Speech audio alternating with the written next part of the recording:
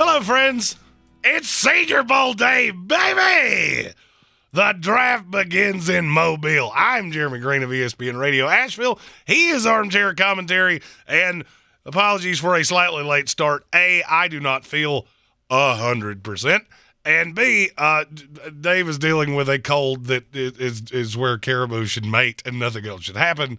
So, Dave, feel free to tell the people what you are experiencing in the Canada currently. It's we're in a polar vortex, and the feels like temperature is minus 40 something. And I think you're probably going to ask, you're Canadian, what's minus 40? Is that Fahrenheit or Celsius? It doesn't matter.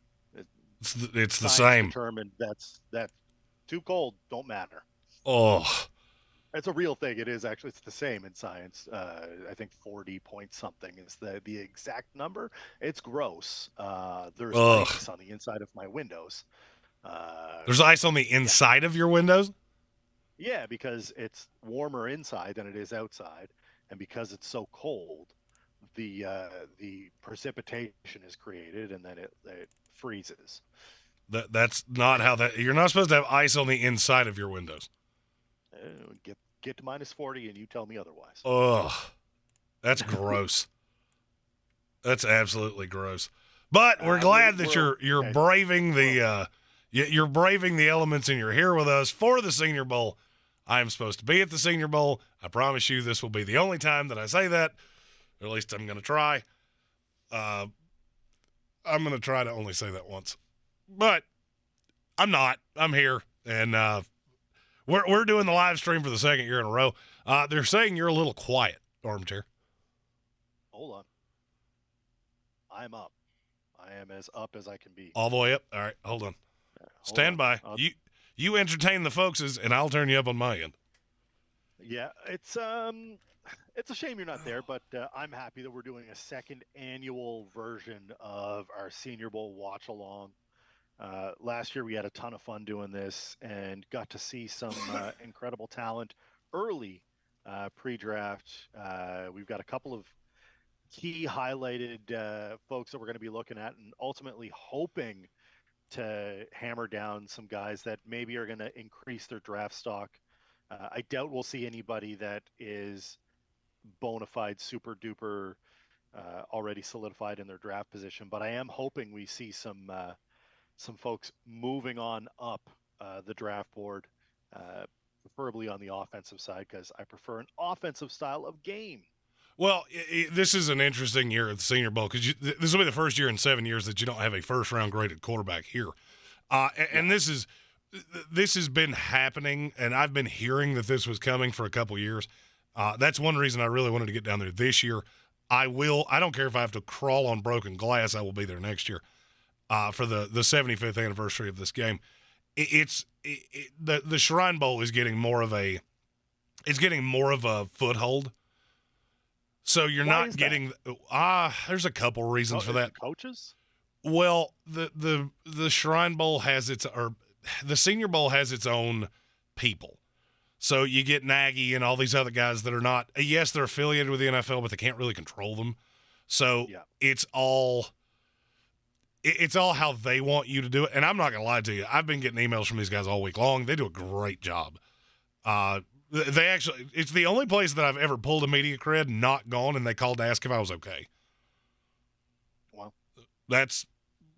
So, for me, I think this will, the Senior Bowl will always be a very important game. I think it's losing some steam to the Shrine Bowl. You had some guys in the Shrine Bowl game that showed out. Not necessarily in the game. Did you happen to see any of the game? No. Would you like to hear the touchdowns that were scored? Sure. Would you like to hear it again? There were 0 touchdowns scored in that game. It was all field goals. Problem. So the game itself was not beautiful. You may have some of that today. I mean, look, that's the thing about scenarios like the Senior Bowl, like the Shrine Bowl. The week itself is arguably more important than the game itself. You're not going to glean a ton. I mean, you're going to see some things in this game that are very important, but sure. I'm leaning more into the guys that I saw this week. And you got a couple linemen Ola Olawatimi. That's a kid that I like a whole mess. Mm-hmm. He's a center out of Michigan. Now I think he's probably a second day guy. I always thought he should be. I never could figure out why he wasn't. And this week it showed. John Michael Schmitz has definitely solidified himself to, I would say, into back into the first round, beginning of the second round territory. Yeah, and I think that's what we're looking at for the Senior Bowl in general, is just guys that are day 2, day 3 guys trying to move up just a little bit more, maybe earn a little bit more of that bonus money, get a little bit better of a draft position, and find yourself not on the Tennessee Titans or the Texans, or I don't know, where careers go to die. I'm glad you mentioned the Titans. We're going to talk about them later in the we're going to talk about them later in the program, because I've been getting inundated with, well, but the Titans called to see if they can move up to 1. Yeah, there's a reason for that. Yeah. Always ask yourself, who wants you to know that? Yeah. We have our first question in the chat, and it's a great question.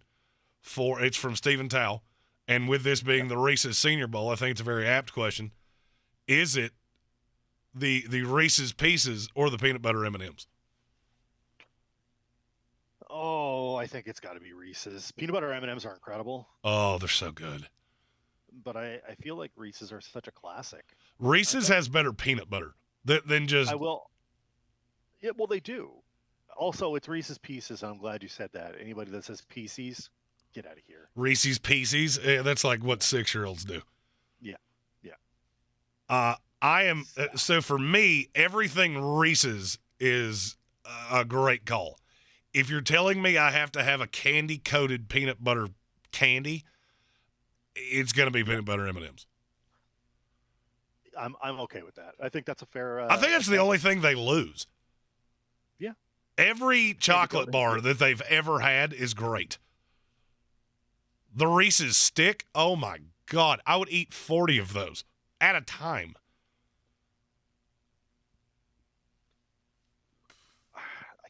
You can't go wrong with Reese's. Oh no, it's so good. It's so good. There's no way. Absolutely no way. So we're a couple of minutes from game actually starting. Don't forget to get those questions in the chat. If you want your question highlighted, hit that super chat. Don't forget to like the stream, share it out with your friends. Let them know we're doing this watch along. And you can't watch the Senior Bowl. That's what we're here for. Oh yeah, and on my Twitter at ESPN Draft Nerd, I am going to share the numerical roster, which is borderline impossible to get your hands on for some reason. Yeah. I tried to have a nice one printed out, and then I realized that doesn't exist. So I'm going to share it out on my Twitter, because I got one sent to me. You're not going to mention that it's from the Senior Bowl where you're supposed to be. Yes. I'm trying to be better about that. Jeremy's having a hard time today, guys. 100%. And I feel like a mashed up bag of assholes too. Let's try to have a good show for Jared. Let's pick it up here. Let's see. You almost had a mural painted of you. It turns out it wasn't. Yes, it was actually of a guy that passed away. And I'm going to be honest. It looks way more like me than it looks. I think that's why I fell for it, is that it looks more like me than the guy they painted it of. 100% it does. It looks eerily like me, to be honest with you. I showed it to Brianna, and she said, "No, that's Jeremy." So who's doing it? So even my people think that it's you. I want to tell you everything you need to know. I think we need to have a plaque commissioned of the guy that they actually made it of. Yes. Because I'm not saying I'm super. I'm not any of that. That's not where I'm headed with this. But every person I've shown that to goes, "That's you." Yeah. Green hat, green everything. So, well, yeah. Listen, it is what it is. I think I'm going to get a Robbie Wright at Showtime Sports to make me a little plaque that says that guy's name and the year when he was born, when he passed away, and put it up there. Yeah. Before we get too deep into Senior Bowl stuff, I do got to ask you, because this has been on my mind all week long. So your Jets are pushing for Brett Favre Jr., Aaron Rodgers, correct? 100%. Is Derek Carr the backup plan? I think Derek Carr is going to be – I think that will be resolved before the Jets get a chance to – because Aaron Rodgers is playing A, B, and C. Yes. So right. I'm going to wager that they're not heavily involved in that. So, I mean, I would say that it is plan B, but I have a really good feeling he's going to be on a team by the time the Jets would get to plan B. I am not a Derek Carr hater. I am a fan of Derek Carr. I think that he got a raw deal, but there is nothing that gives me more satisfaction than hearing that he won't adjust his time frame for when his money is due. He's just straight up. Which is awesome. You got to pay me the $40 million or else. Which is awesome. He's just like, no. How about no? I'm going to do none of those things. He gave him the Randy Savage. It's a no for me, dog. Eric Miller asked, Seattle takes the best defensive player at 5, but do you think they use their late first and one of the seconds to trade up for someone like Joey Porter Jr.? I'm going to say no. I have a funny feeling that Seattle is going to make a trade, but I think it's at 5, not at 20. Seattle's got to be on the defensive side of the ball. Don't no doubt. They have to. Oh, no. I mean, if they get stuck at 5, which, I mean, that's a possibility. No team in the NFL likes to trade down more than Seattle. So I could easily see a path that one of the quarterbacks falls. They convince the Raiders or the Panthers. Scott Fitterer did come from Seattle. That's the future home of Derek Carr. It could be. You take from that what you want to, but that's where Scott Fitterer came from. And I could easily see a path that they move down from 5. Look, this notion that Jalen Carter and Will Anderson are just no doubt locks it's just not true. It's just flat out not true. Yeah.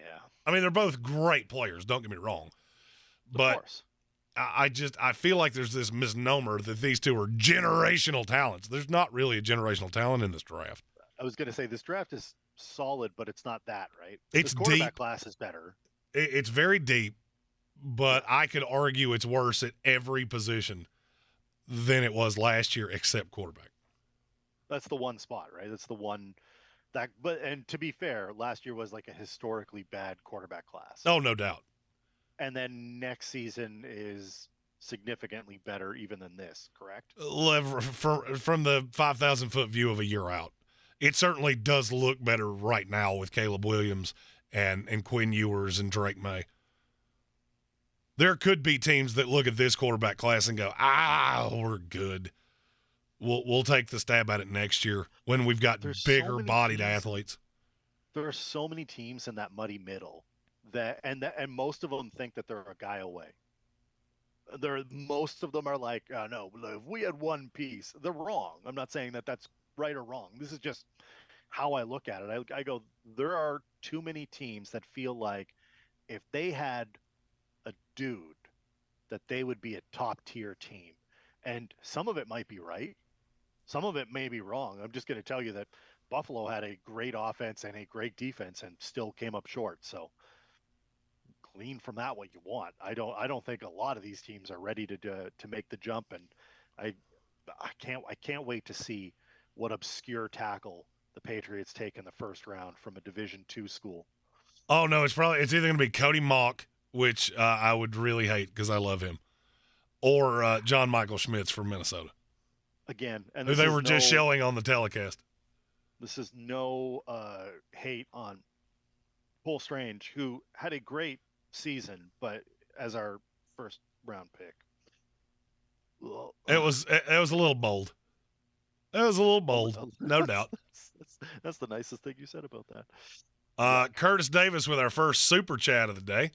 It's just that simple. You chuck in your little super chat there, we'll immediately get to your question. And his is, any chance Jordan Addison can fall to my Chargers? I absolutely think there's a shot of that. This is one of those years that receiver it's really deep. So I could see a lot of teams just saying, the hell with it, we'll take one in the second or third round. Yeah. I mean, just looking at the guys that are on the rosters today, you've got Racy Rice. Reed. Say it again. Jaden Reed. Jaden Reed, dog. Absolute dog. Xavier Hutchinson was a guy that I really wanted to see how he came in this week. Didn't have the greatest week. Tank Dell had a really good week from Houston. And you got to remember, all of these receivers did this with substandard quarterback play, and that's being nice. I saw that NFL Network was just making the comparison to Brock Purdy and Jake Haener. Stop. They're both whittle fellers that played a lot of snaps. Beyond that, there is no comparison. No. And this is frankly, the best quarterback in Mobile right now is Hendon Hooker, and it's not close. And he's the one that's not going to play. So that's a long-winded way of answering. Is there a possibility that Jordan Addison's there at 21? Absolutely. I think it's more likely, and this actually ties into the question that Eric Miller asked earlier. I see a path that if one of those high-end defenders falls to Seattle at 5, the Buffalo Bills trade up with Seattle at 20 to get Bijan Robinson. Which would be an incredible addition for them. Well, look, I mean, Bijan's the number one player in this class. I've yet to talk to one person that doesn't say he's the guy I know what he's going to be, but he's a running back. Is he your Dynasty 1-1? Oh, God, yeah. Oh, by hell, he's 1-1, 1-2, 1-4, 1-7, 1-9. No doubt. As the guy who finished with the 101 pick in my Dynasty League, I am absolutely tickled. As well you should be. Absolutely tickled. My roster got greatly improved last year. Ended up losing some games that were close. Was totally tanking out, and all of a sudden, I have replaced everything. I still have Darren Waller at tight end, which is excellent. Justin Jefferson is. It's excellent if he's alive. Receiver. Yes, Justin Jefferson is my wide receiver. I do have Dameon Pierce at running back. I'm going to add Bijan Robinson.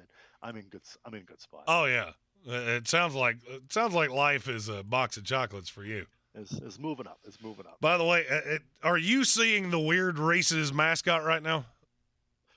No. Oh yeah. Okay, so I just wanted to make sure I am completely live. I am live. You may be a smidge ahead of me. Okay, and that's all right. I just saw the weird Reese's with a face. Yes. Which has freaked me out for years. It's like Reese's Man, and I don't like it at all. Not a fan. Look at Pelissero, you smug son of a... He is very good at what he does. Of course he is. See, I never want to be that guy. I always want to be the guy that just spouts incoherent bullshit with a mullet. See, I don't want to be the guy with the skinny tie on the sideline for NFL Network. That doesn't appeal to me at all. Best graded running back since who for Bijan? Saquon. Last one before Saquon. Holy God. I mean, you might go back to Adrian Peterson. I've never had one. So Saquon's the only one that I've ever rated. I've been doing this. This is my 12th year. I went back and looked. Yeah. So I've never had one other than Saquon. Also, I don't know if you've got it you don't have it in the description just yet, but NFLDraft.net coming very soon. 2 weeks from Monday. It will be the most user-friendly draft website you've ever seen. I like to say it's NFL Draft for dummies. We'll get a countdown clock and set it up so. That's a good idea. We'll make sure that we have something going for you so you know. I'm the ideas guy here. I'm not. I was about to say, that's my job. If you're the ideas guy, what am I actually doing? We're both ideas guy. This is the problem, isn't it? Other than just sweating profusely because it's hotter than the 8th stage of hell in here. All right, are you at kickoff? Yes. Okay, because the ball is in the air right now. Ball is not in the air for me. I am probably 10 seconds behind. Okay. I just want to calibrate that we're in the right area here because, frankly, Ball's in the air now. Okay. Whatever that is, 8 seconds, something like that. All right, I'm going to try to calibrate to get to where you are. I'm looking at Jake Hayner, who is the one starting this game. They're showing Hayner and Malik Cunningham as the. There we go. Hayner. Another Chattanooga mock on the offensive line this year, because that's what Chattanooga does. Some schools just do some things really well. Oh, no doubt. Oh, big run. Oh, big run. For my guy, Hall. Oh, I love that kid. Good God, what a hit. Good God, what a hit. 45. Who is? I don't know who that is.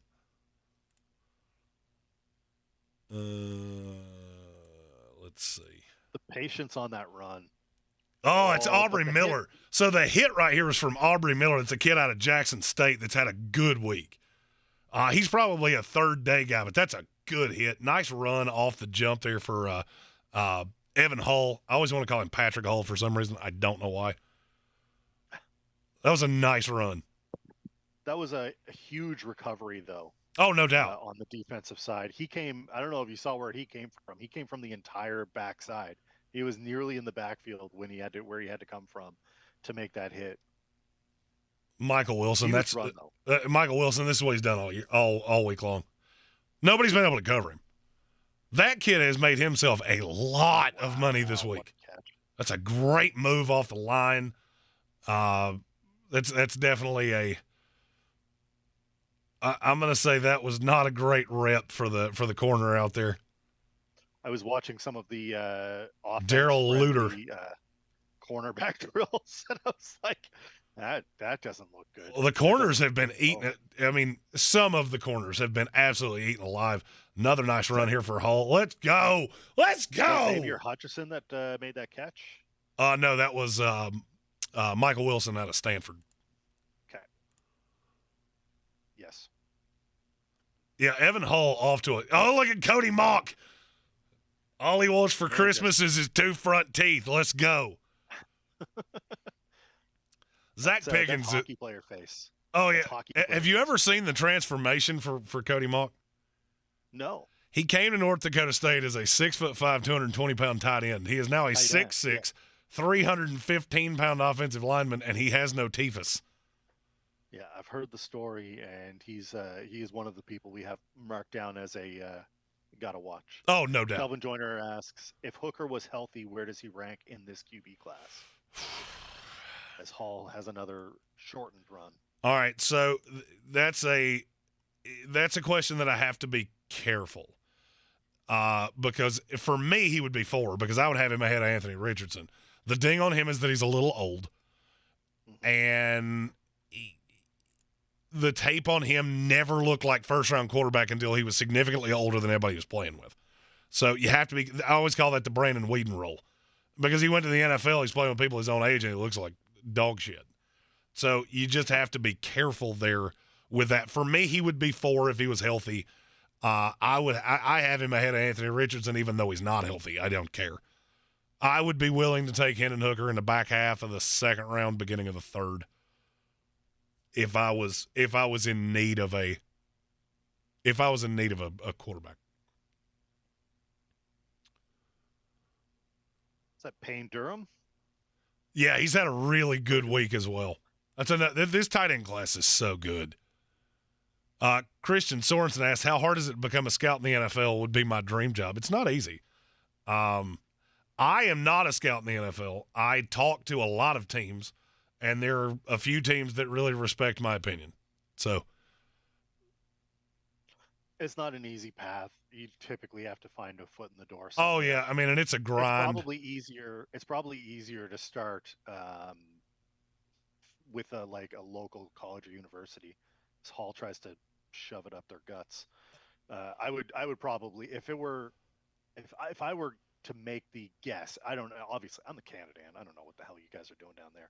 I would probably, just from my own experience, try and start with a local college, like a smaller, like D2, D3 college. Start recruiting or start scouting high school games, seeing if you can get in there. Yeah, that's a much longer route.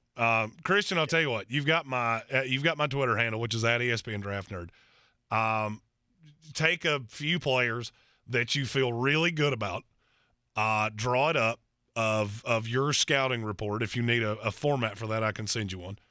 And, just send it to me, and I'll read it. And if I like what I see, then I'll chuck you out there for a few this year. There you go. See, and this is what we're all about. Jeremy's helping the man of the people. Well, I mean, that's a way that I can tell you that important-ish people will see what you have to say. Mm-hmm. I got another guy that's doing that for me this. I got another guy that's doing that for me this year. Kid's like 24 years old. His handle is the Sideline Scout. This kid does some incredible work. I know the Sideline Scout. So he's actually going to be the second on NFLDraft.net. Excellent. It's going to be a lot of his scouting reports, and we're going to do some things with you, oddly enough. And David just got to learn what it's like being Tank, because he just learned that as I just said it. Here's the thing. I'm not close enough to be Tank, or else I'd be in the studio. I think we've established that if I were able to be there more frequently, I would. Correct. Or at all, I would. But for whatever reason, Tank took vacation one day, and you needed someone to help fill in on a Sunday DFS show. I showed you I could do it. So I'm always down to clown. I have no issue doing it whatsoever. Oh, it was with you. It was never that I had any doubt that you could do it. Hell, I've listened to your show. I know you can do it. Was the logistics. The good thing is, I have a funny feeling that's Jaden Reed. You should be dancing in the end zone right now, and I don't think you are, because I'm pretty sure it was a pick. Man, you don't have to throw that pick. He's been getting open on routes like that all week long. Just let the kid show what he can do. Jaden Reed is someone that I hope is available late, but he's not going to be. Oh, no. Oh, hell no. After this week, you'll be lucky if – No. You'll be lucky if literally, you'll be lucky if he's available in the third round at this point. Yeah. I am fine if someone wastes a pick early on him. I think that he's a dog. I don't like that call. I don't like that call. I think that should have been a touchdown. Sure. Stephen Tao said we should start a GoFundMe to get AC down here for a week. All the way in. Sure. What airlines fly out of the nearest airport to you? I have an international airport here. Oh, okay. Anywhere in the world. I literally fly anywhere in the world. I have direct to France or wherever. See, that's the play you just saw. That's the weakness of this quarterback class. Yeah. Kid from South Alabama, which this is a good recovery for him. This is a good recovery for him because he got annihilated that on that first catch by Wilson. But that's a good comeback. That's what you want to see. That's the kind of thing that you want to see at the Senior Bowl. Is a kid, all right, bad rep. You got to have short-term memory, and you got to come back and not get beat again. So Darrell Luter Jr. right there. Little short. I've got him priority undrafted free agent territory range, but that was definitely a nice rep for him. Jake Haener didn't really do anything in that first drive to impress me all that much. So, it's bad quarterback class. Our favorite. It's a bad quarterback class. It's just the way it is. Patrick Colts is flying to Charlotte. He'll pick me up. This is what happens when you have when you've built everything. When you build a network of peoples. Yeah. We got to. I got to get my button. I'm your hustle. There it is. Gage Camplin. I know running back should never be drafted in the first round. Should the Eagles draft Robinson in the first round with one of their two picks? I mean, I wouldn't hate you taking him at 10 if I'm being 100% honest with you. But you'll have to take him at 10 because he's not going to be there at 30 or 31. No. There's just no chance. He's too good. And I'll be honest with you, I actually like Jahmyr. Jahmyr Gibbs is pretty close to me to Bijan. I love Jahmyr Gibbs. I don't think getting him with that last pick of the first round is a bad call at all. No. I can get to Charlotte for 340 Canadian, which is like 250 $150-ish US. That's round trip. Indeed. If I don't fly peak, that's on United. So I could fly anything. There is no real restriction. It's at one of the bigger airports in the country. I'm coastal, man. We're on the coast, so people use us as a pit stop to go overseas to Europe. Oh.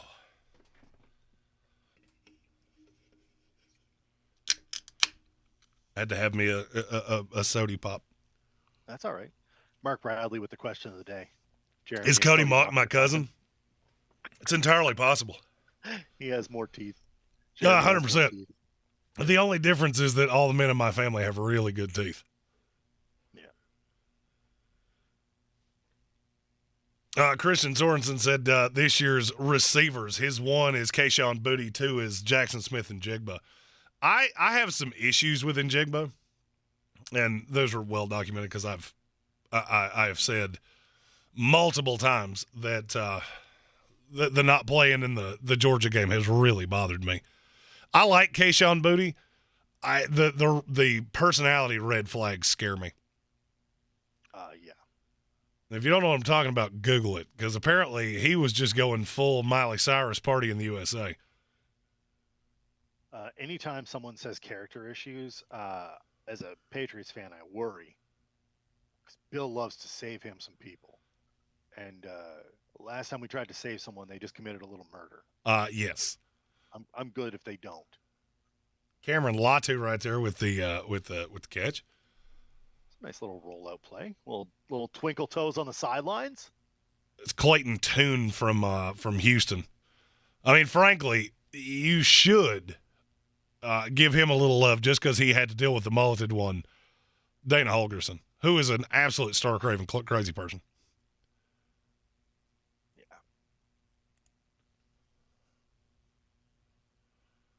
Little drop down to the player of the week as voted by the media, and it's Tyjae Sharp from Tulane. That's a kid. He's going in day 2. He's going in day 2. Also, mini shout out to Gage, who lives in the same city as I do, so he is also really in the middle of this deep freeze. Yep. Wait, y'all live in the same? Do you know each other? No. Really? Yep.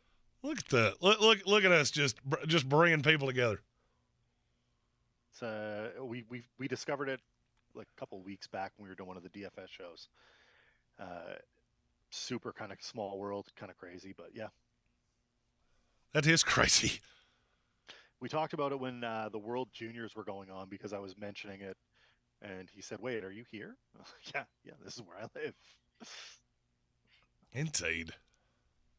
Nice catch there from Jonathan Mingo. Another kid that had a really nice week this week. And it's guys like that.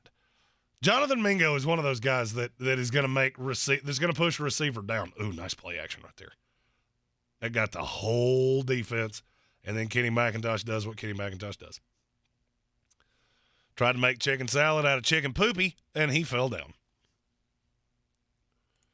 Oh, what that play action's kind of incredible. That play action was a nice play fake.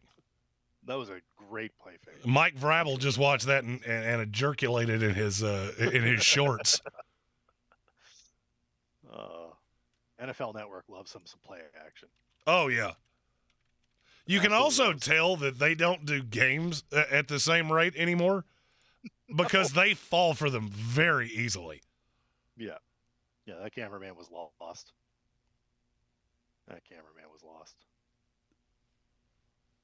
Florida man ineligible downfield. Oh, Osiris Torrance. It's one of my favorite players in this draft class. Oof. Christian's in Edmonton. So that's another Canadian. Holy shit. Do we have more Canadians in here than we have Americans right now? Listen, we're on our way. We're doing what we can. Geographically, that makes sense. Because we like comedy. You guys are funny. I like it. Ascendo asked if Jonathan Mingo's related to Barkevius Mingo. Not to my knowledge. They might be cousins or something like that, but they're not. They're not brothers or anything like that. If that's what you're asking. No. That's a kid that we're going to talk about a lot. Luke Musgrave. I like him so much. I love this tight end class. And coming from me, that should tell you something. Yeah, Christian said wide receivers are his specialty. I think mine would be tight ends. Yours are tight ends. Absolutely, it's tight ends. You don't get the name like the tight end whisperer for nothing. I was really hoping we were going to have our first tutty already, and that penalty kind of dickered us right in the old pants. Oh yeah, we got Dicker the kicker there, no doubt. It's real unfortunate. So now we're to fourth down, which I have a funny feeling means we're getting ready to see a kicker. Let's go. I really wish we wouldn't. Just go for it. Bergeron right there, that kid from Syracuse. That's another guy whose name I've heard a lot this week. Oh, they are going for it. We'll come back to him momentarily. You got to go for it. It's an all-star game. Yeah, but I mean, you got to give the kicker. You got to give the poor kicker kid a shot. Although, I mean, I guess he did that in warm-ups too. Eric Gray, D.O. dog. It's not like we're auditioning Mark Andrews here. Come on now. Let some of these fellas get their bonus increases by getting a little further up the board. What a grab. I guess they looked at old Jack Podlesny and just said, no, you're good. Just sit your ass down. We know what you can do. Oh, no. Oh, no, we suck again. Oh, and of course it was on Bergeron, the one I was just getting ready to wax poetic about. Matthew Bergeron is a player that several teams around the league have said, hey, could you not ever talk about him, please? Because we want him to slide a lot. And I hate to tell you this, he's not going to. He got cooked there, he didn't get cooked there, sorry. He got penalized there. So yeah. Now we get to see the kickers. Yeah, but now it's the punter, which if you think kickers aren't people, holy God, give me a punter for the square. There's one punter on this planet that matters, and his name is Pat McAfee. Yes. We love Pat. Oh, nice play right there. Oh, was that Jamie Robinson? I saw Florida State logo. I think he's the only one here. Yep.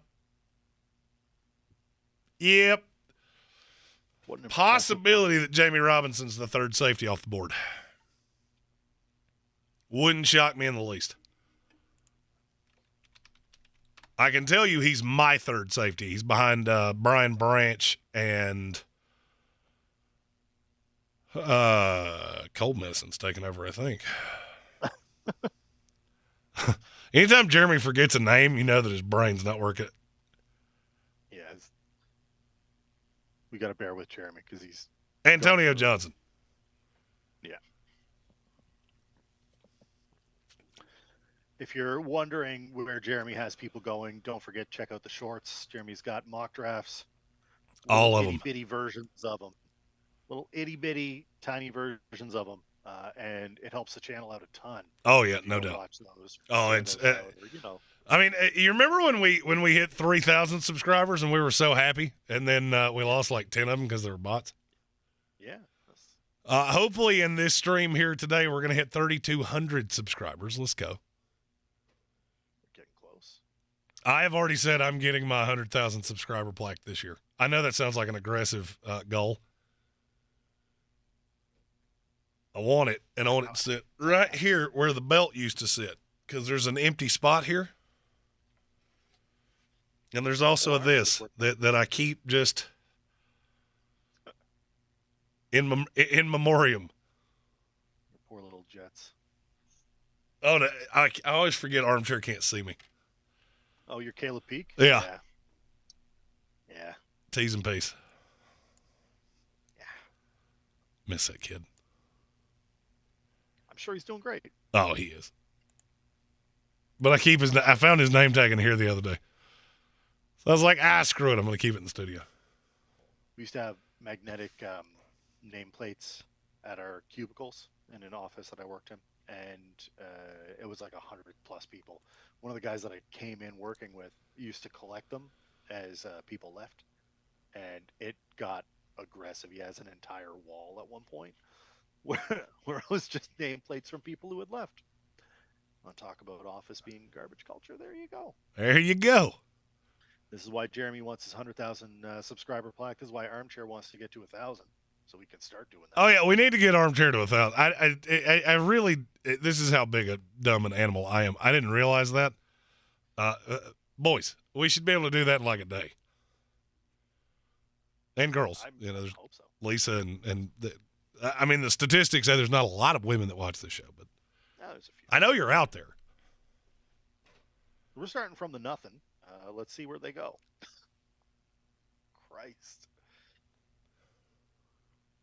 The problem with the Senior Bowl is that obviously we're getting lots of Durham running in there. That's great, but I want to see aggressive play calling. I want to see guys balling out, because if this was me, I'm looking at this as my audition. This is better than the combine. This gives me a better opportunity to move up my draft stock. Well, this shows how you can deal with an installation, because these guys have been here for a week. So, you don't really have the time to put in a really aggressive game plan. It's going to be pretty vanilla. They have, I think, 3 formations on offense and 2 on defense. Well, they have more than that in terms of formations. There's just some rules about what you can do. You have to have 4 guys down.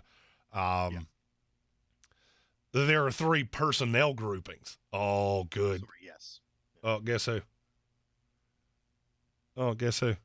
It's Jaden Reed. Weird. Dog. Oh, weird. You dog. God, he's done this all week. And there's just nothing even to it. He just beats the kid off the line. His tape, I know it's offensive friendly, so it's like he's going against corners that, he has the upper hand always, but he was just beating everybody. And it's not like just sort of beating them. He's beating them by a lot. Well, I mean, you got to remember, he was in a less than ideal offense at Michigan State. Yep. That was, a little disappointing. Go Green, go White, go State. So, or something like that. You didn't necessarily get to see all that he could do, but I mean, oh God, we're talking about how great Jake Hayner's been this week. He has been good, by the way. Yeah. I mean, I still think he's a 5th, 6th round pick, but he's a Bill Parcells guy. If he's got a billion starts.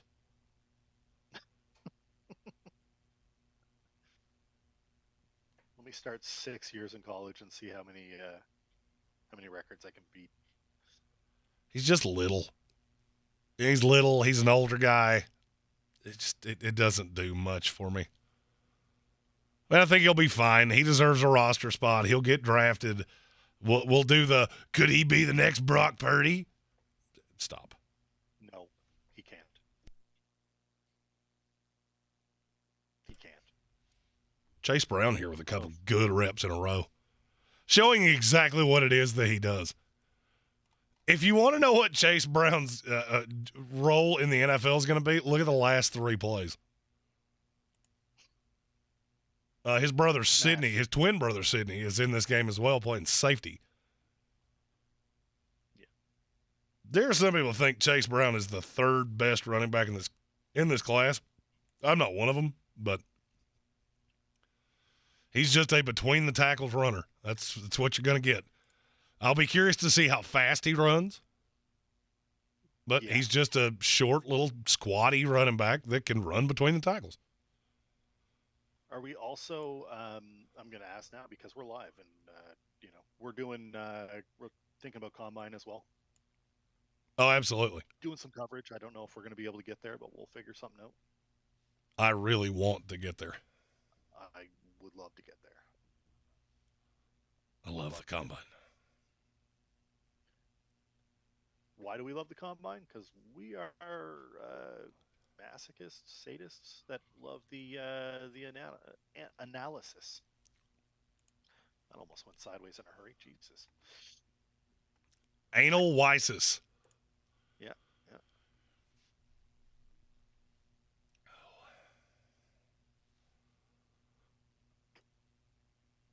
we've got a commercial going on. I'm just kidding. Chad is going off on Zach Wilson, which is easy to do. Yeah. This would be a great time to remind. Comment your questions, any player that you would like to hear us talk about. I have watched virtually every second of Senior Bowl film that I could get my grubby little paws on.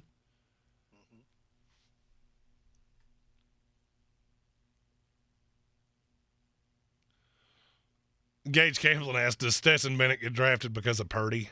I thought he was going to get drafted anyway. He'll get drafted somewhere. Someone will take a flyer on him. They have to, right? But why? I mean, what's his high side? Colt McCoy? See, to me, that's just a wasted pick. Cowboy-themed names, yes. See, to me, that's it's a wasted pick. What happens if you need your third-string quarterback? Well, you're fucked anyway. Yes. Unless you're the San Francisco 49ers. And, well, in all reality, once you got deep down that rabbit hole, look what happened. Yeah.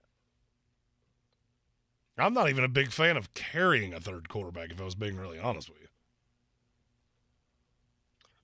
How are you feeling about Braden Willis? He's had kind of a quiet but consistent week of practice.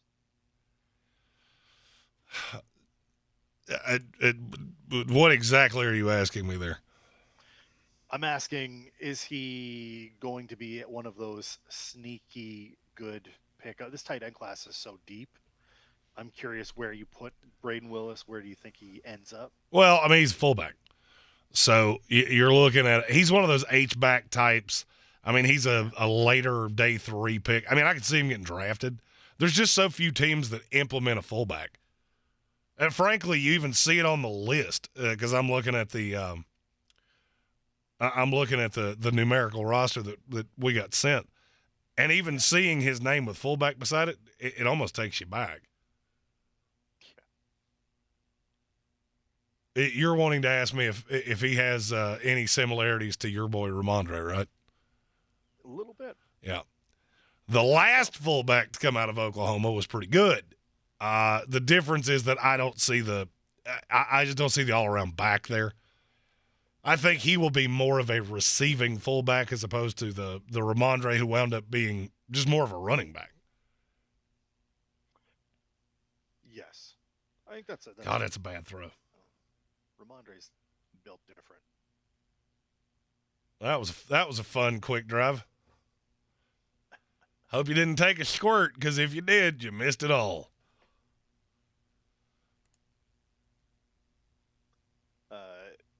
Pro tip for any quarterback out there: the ground is not a receiver. Correct. Can't make a reception if the ball's in the ground. Oh, glasses punter, let's go. We got old goggles out here. Get the sports goggles on. God, that throw was ugly. That's really Bryce ugly. Behringer, let's go. I love it. Well, that's a nice boot, though. Down to the 6-yard line. Let's go, Goggles. Let's go, Goggles. So far, our two standout plays have been punts. Yeah. We had one down at the 1 and one down at the 6. All right, on this quick commercial break, I'm going to sneak out the front door to get a breath of air because it's so damn hot in here. I'll be back in like 90 seconds. I'll be here because it's Yeah, Armchair can't take a breath outside because his lungs would freeze. I would freeze. I'd be dead.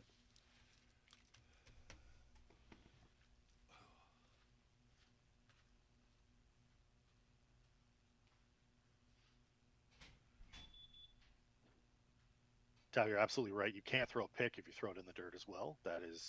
You are correct. You can't do that. Yeah, it's the wind chill gauge is brutal. We had no major issues here, so I'm happy to say that we're surviving, and I'm happy about it. But still not friendly out there. That was also a bad throw. Huge defensive pressure. Almost cost a safety. Yeah, a little ice fog.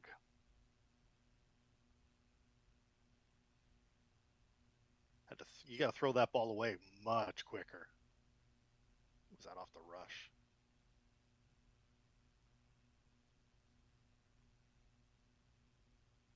It was an absolutely insane edge rush. Just got to the quarterback, no problem. Ooh, and then he almost threw a pick.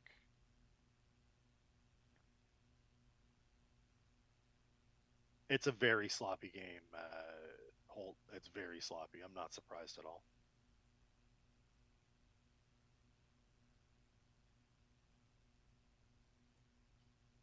So I think we just had Lonnie Phelps Jr. that was on that edge rush, huge edge rush there, and then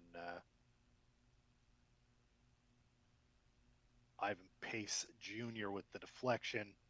It is it's pretty ugly. It's pretty ugly all around. We got another punt. Jeremy's going to be super shocked when he comes back in because we've already had a full drive happen. Ball into the God, he almost got sacked in the end zone, which is just ugly to begin with. Can't do that.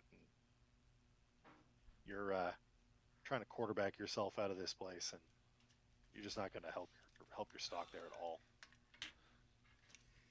And Gage, Edmonton's that's a different beast, though, man. You know that the humidity here is what makes it awful. Tell Boston's been unreal. They might win it all. I don't know if they win it all because the NHL playoffs are bizarre and strange, and you never know what can happen. But they certainly look like the team to beat. They certainly look like the team to beat. Are we talking hockey? Tell asked me while you were gone if the Bruins were going to win it all this year because we had a edge rush, almost safety, and we had a deflection, almost pick. And then we had a completion for 3 yards to get us to a 4th and 7 and a punt, but now we got a flag. Oh, yeah, you're not going to let them punt that again. That was a terrible kick. Yeah. This is something you can actually glean from the game. All right, this is short field. You got to score right here. Someone's got to put it in the end zone, right? I would think.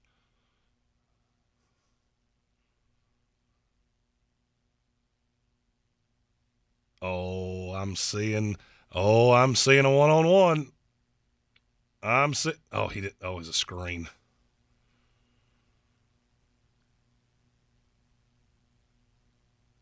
Oh, I forgot about that.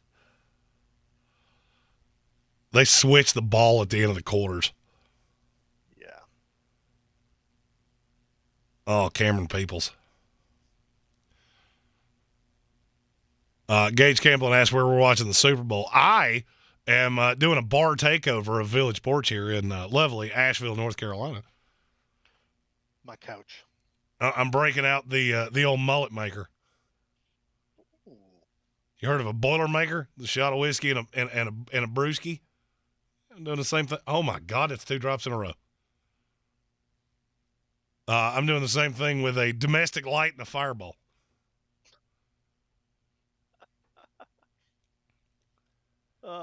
Yeah. Cameron Peoples, that one was tipped, but that's 2 in a row that he's taking us off the ball as it was coming in. You can't look downfield before you have the ball in your hands. You do have to catch it before any of it matters. Step 1, catch the damn ball. Step 2, run the damn ball. Run the damn ball hoodies, which you can now get in our lovely merch store. Oh, my God, we're running another screen.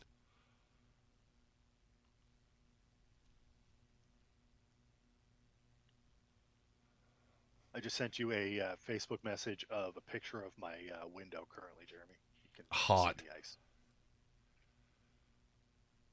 There we go. Taking a timeout to get the points on the board here. Such a stupid rule. Oh, let's switch who has the ball at the end of the... Stupid. Yeah. Not a great drive for anything for the national team there. Yeah. Eric Miller says Canadians and Hicks, but we could consume half the beer in a small town together. You're probably right. I can tell you I would be a hell of an asset on a team like that. Oh. I was hoping for a tutty here. I was hoping for it, but, it's the kicker showcase. Might as well change the name to the, I don't know, Boots. The Reese's Boots Bowl. Oh, my God, you do have ice on the inside of your window. Yep. Good Lord. It froze.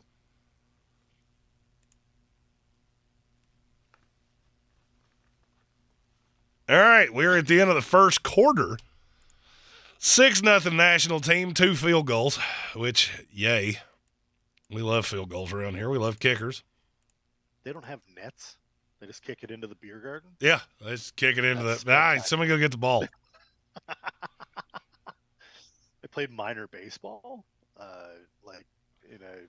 before I blew my knee out. And when you're in, Little League, they make you go get the ball if you hit a foul ball. Oh, my – So while we're in a break here, I have a funny story to disclose with the group. So we had a great hat fiasco a while back. Yes, we did. I never told you who the group was that was responsible for that. Early last week, I got an email from a corporate. It was an advertising director. Okay. For a group, and for some reason the name sounded familiar, and I was like, I can't place why I know that. So Tank comes in, and I ask him, why do I know this name? And he said, that's the one that screwed us on the hats. They were wanting to advertise on our show. I didn't respond. I don't blame you for not responding. I just honestly, at this point, everything I do, I stopped looking for suppliers. I just do all print to order now. Everything is print to order. I have jabroni-free zone T-shirts and my mugs, and you've gotten some of my stuff. I've sent that up to you and Tank, and it's all print to order. I have it just goes right to a team. I pick who my distributor is, and they tell me what stock they have, and someone orders it, and they take care of everything because I'm not dealing with it. Yeah, that's where I'm at too. I've got one. Patrick Holt actually got one of our new hoodies, and he said they're awesome. Yeah. Hank and I will have those on the stream probably within the week. It's actually merch booth. It's Damon Wayans. He owns the company. They do stuff for band tours and stuff like that. Yeah. But they're great. They send me 15 emails a week, but they're fantastic. They also sent me a sweet shirt that's around here somewhere.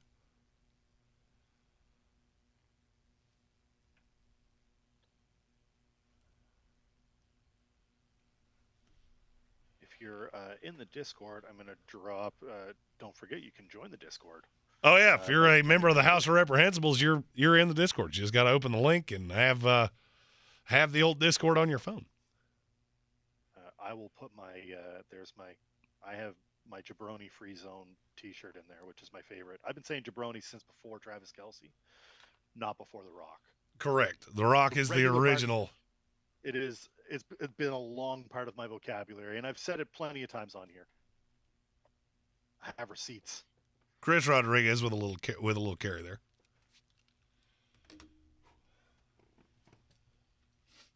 I'm surprised we're featuring as many running backs early on, and I'm wondering if that's just game plan, like keep it simple. Given the receiver class, I was expecting more wide receiver work.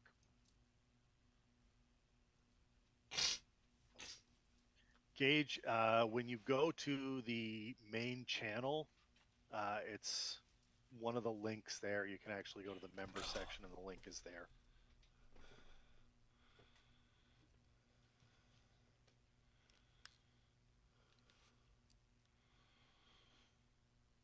Oh, sorry. I had to get the hoodie off. It's like 9,000 degrees in here.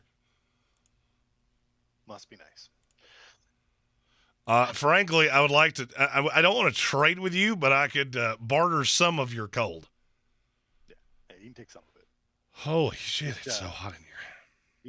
The temperature climb tomorrow is impressive because it just this is it. It's a 1-day thing, and then overnight it just back up above freezing again.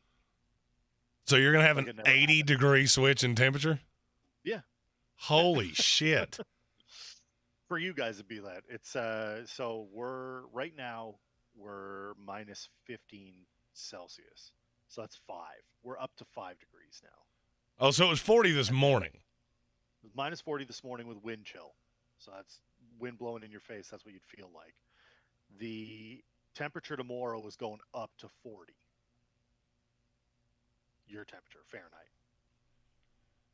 And then it's in the 30s and 40s all week. But this morning was gross. What a run that is. Eric Gray's had a pretty good week. Yeah. He's not very big though. He's short. I can't remember what he weighed in at. Well, we have the let me see if I can find weight and height on there. Yeah, let me see if I can find it. Eric Gray is 5'9", 210. Yeah. So he's a sturdy fella. Oh yeah. He's not very tall. That's all right.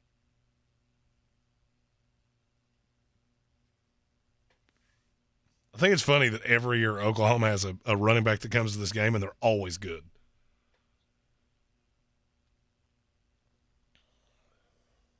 Again, some people just do things well. That's what happens.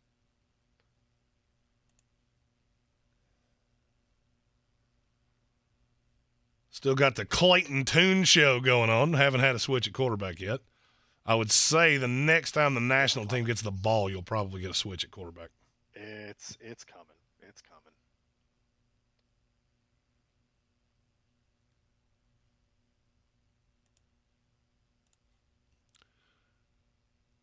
That was a fun camera switch. Catch right there for Jalen Wayne out of South Alabama. I also hate that you don't have all the team stickers on the helmets. That was always one of my favorite parts of this. Yeah. You remember everybody would exchange stickers that they put on their helmets? Yeah. And we didn't do that this year. No. Something out of nothing there for Kenny McIntosh. Too much money in the branding, I guess. Eric's asking if Kvassier Smoke transferred to Colorado. He did. He did transfer. Look, Colorado's done well. I mean, Deion's done better recruiting than I would have ever thought. Colorado was my old NCAA PlayStation team. Really? Yeah. Because they were always listed as garbage. And to improve. You take a program that's not, the best part of that game isn't taking like a top, you don't take Texas or Alabama or, Georgia. You take a team, or you take a college that is notoriously an underperformer, and you go, I'm going to start playing the hell out of you, and you're going to become the number one program in the country for years. Oh, I can't wait for that game to come back. I know. It's one of my favorites. I miss it immensely. There's an emulator that you can download and still play it. Yes, I've seen Robert Flores playing as the University of Houston. He's a MLB TV personality. Gage asked, who's most improved their stock this weekend? Oh, John Michael Schmitz is the name that I've heard a billion times. Will McDonald had a good week. Several of the receivers, Jaden Reed, Jonathan Mingo. Nice catch by Musgrave, but a bad throw. Oh, yeah. None of it. And this Tajay Sharp. Yeah, I thought that was a lie. I'm not going to lie. I looked over at the wrong time. I thought that was a live snap. Oh, it's a throw. Oh, it's Mr. Iasivas. Let's go.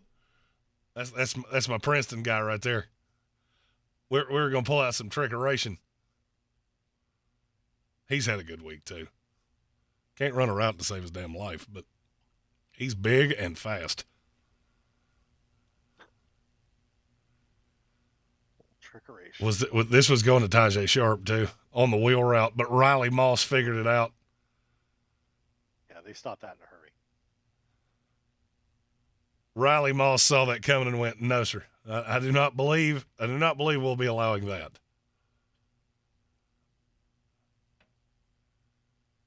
Yeah, that wheel was right there, and then it wasn't. That wheel fell off. Yeah.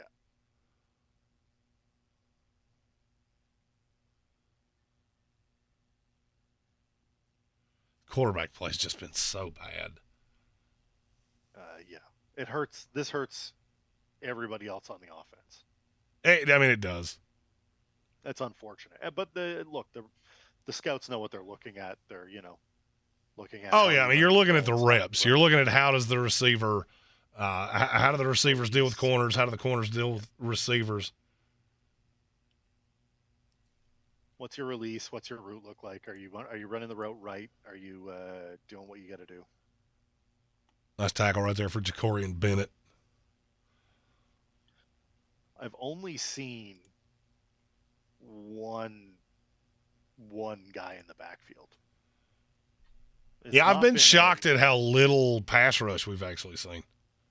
Lonnie Phelps Jr. got in the backfield while you were gone, and almost cost a safety, which was impressive. But there has not been a lot of defensive pressure on the quarterbacks. I won't say that. There's been some pressure. It's just not been as intense. And I don't know if that's a standout offensive line play or if it's here we go, kicking to the beer garden again. People in there are like, damn it! Just trying to drink a beer in here. See, if I were the kicker, knowing full well that I'm kicking it into this, I would just try and low line drive it. If I weren't worried about making it, I want to see if I can get it inside the guard. Put it through a window. Yeah, just like someone in their fancy hat. One of those girls that was in the debutante dress at the beginning of this. Exactly. Oh my word! One of those, Tao asked, "What are my thoughts on Jacorian Bennett?" I like the kid. He's had a pretty good week. I had him in the late 5 range. I think he solidified himself into the 5th. And I would have to go back and look at my rankings and see where I have him.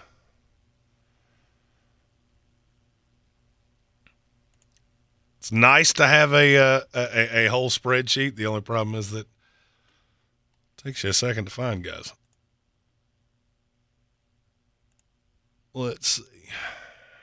While you're looking for that, Sendo's asking if there is a dark horse player from the Senior Bowl that just seems like they're going to go late in the draft, be a diamond that no one's seen, probably a tight end. Oh, a diamond player that I'm really high on out of this class? Yeah. Ooh. That's not getting the love. Ooh.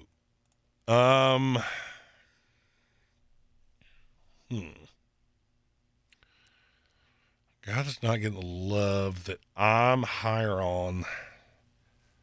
Evan Hull is one of the ones that I immediately thought of, the running back out of Northwestern. Yeah. A lot of these guys have boosted themselves up so much with a good week this week. Yeah. You know what? I'm going to answer this question in a way that's because I don't think I have Payne Durham, the tight end out of Purdue, but I think he's helped himself enough to probably get out of that. He's probably in the mid rounds now. I'm going to tell you a guy that he did not have a great week, and he's really getting punished for it because a lot of guys at his position did. It's Jared Patterson out of Notre Dame. Okay. I like this kid a lot. I've liked him for years, and a bad week in Mobile is not gonna change that for me. I'm trying to find somebody that would go lower. Malik Cunningham, guy that you're watching right now, who has now come in for the national squad. He has replaced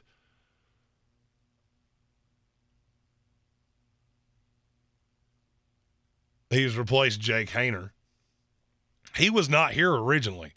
He was a late invite from the Shrine Bowl.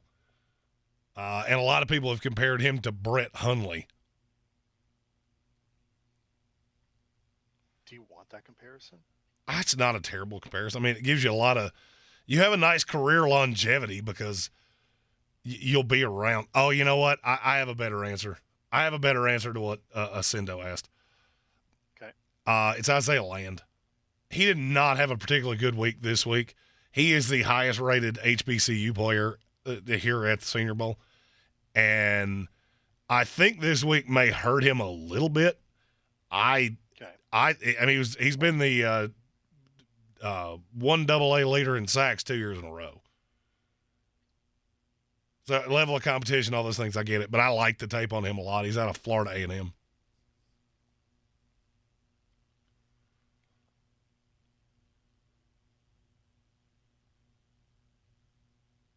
Is that a designed run from Cunningham, you think? Or was that just it got hairy in the backfield there and I had decided to go? I am not 100% sure there. At first I was like, no, that's not. Wow, what a cut that was. Who was that with the run right there? 0. It can't be who's listed at 0. That's Roschon Johnson. He broke his hand earlier this week. Hey, Florida State's getting a win in basketball. Yay. I mean, it's against Louisville, who has 0 wins on the year against the ACC. But, for me, a win's a win. So it's not Roschon. No, he broke his hand. I don't know who it is, but I know who it can't possibly be. We know who it ain't. Who is it?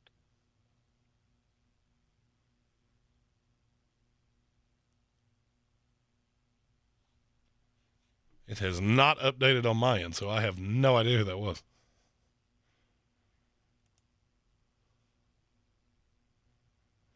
Ascendo said he's drunk on Deuce Vaughn. I understand why. He's a very talented player. He's so little. But he's really talented.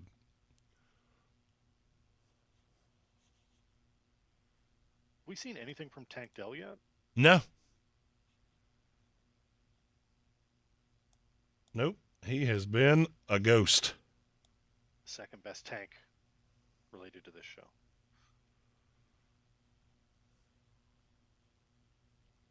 I'll give Spencer the leg up.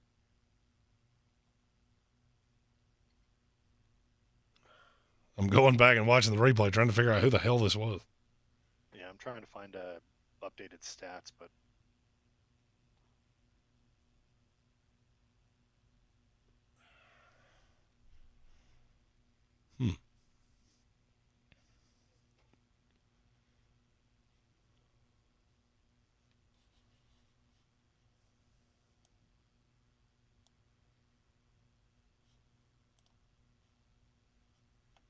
I think it actually broke the Gamecast because they have no idea who this was.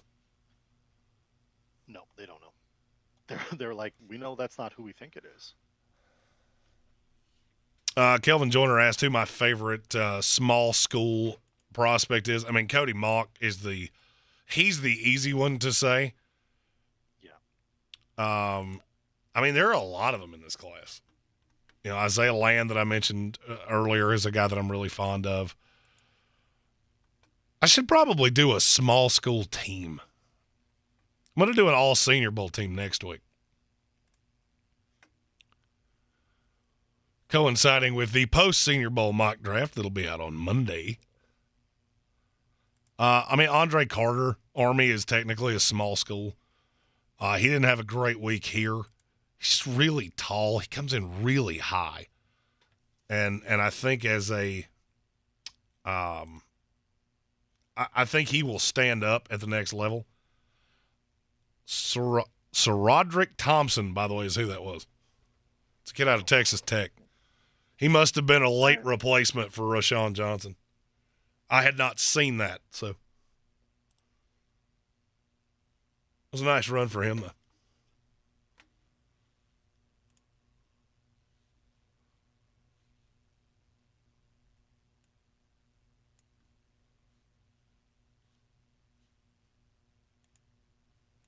end around there?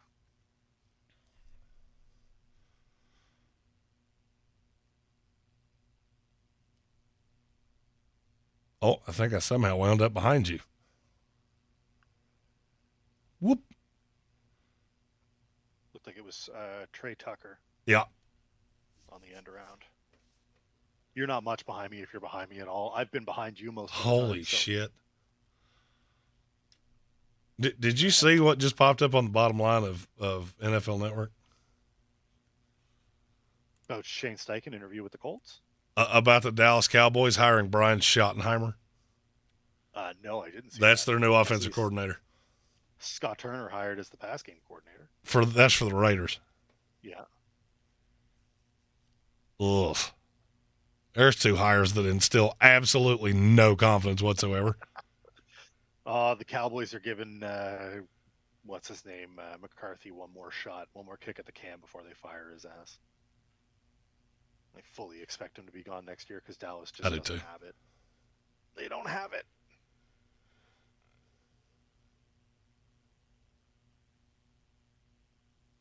Yeah, I do too. I don't. I've been told that's the drop dead spot for Bijan too, by the way. Yeah. Dallas. If somebody can convince Jerry Jones to move off of decrepit Ezekiel Elliott. Why wouldn't you? Like, God, this no is idea. Like, that's Jerry doing Jerry, though. Like, that's such a this is what I love about Bill as my GM, is that he has no problem cutting someone. None. Zero. Like, Bill doesn't care if you were in his wedding. He doesn't care if you were the best man at his wedding. If you're not good for the team anymore, you're gone. And probably before you're not good for the team. Oh, yeah. He'll pull the ripcord a year early. He has no problem sending you off to Exile Island to, whine and bitch and moan and complain with Mike Vrabel for a year. It doesn't care about that at all. Jerry's the opposite. Jerry will ride a horse until it has no legs. And oh, yeah. He's beyond loyal to a fault. That's no good. It's no good. Got the national team in the red zone here. Oh, boy. That's going to be P.I. That's a P.I. Dan Campbell be coach after? Dan Quinn. Dan Quinn, sorry. Probably. I don't know if you want that, but probably. That's who I would say would probably be. Oh, yeah. Oh, that's the other Stanford receiver.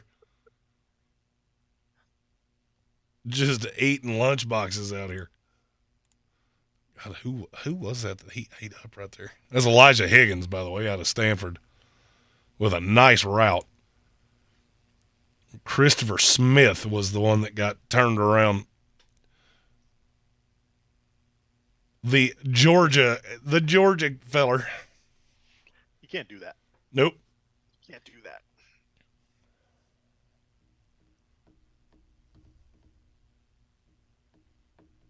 Let's see a touchdown here. How about that? Touchdown would be great.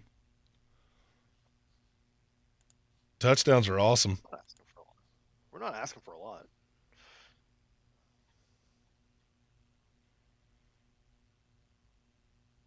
Oh, that's my guy. That's my guy, Payne Durham with the touchdown. Let's go. Give that man his touchdown. That is a touchdown. You quit your shit. That's 100% a touchdown. Great catch. Shield the body. He's in bounds right there. Oh, he's out right there, though. He's in. I don't know how. Oh, yeah, but. Oh, I don't like that call. It should have been a touchdown. That really should have been a touchdown. All right, he's in right there. That's a touchdown. Give it to the big guy. I think that foot's in. Oh, I see what you're saying. The second one. Yeah. Which means we'll definitely have to remember Sir Roderick Thompson's name, because I'll guarantee you he's the one that's going to get the touchdown right here. It's that second foot. Come on. Screw Who it. was, Just give it to him. Who was Durham behind last year that he missed? Because he was hidden.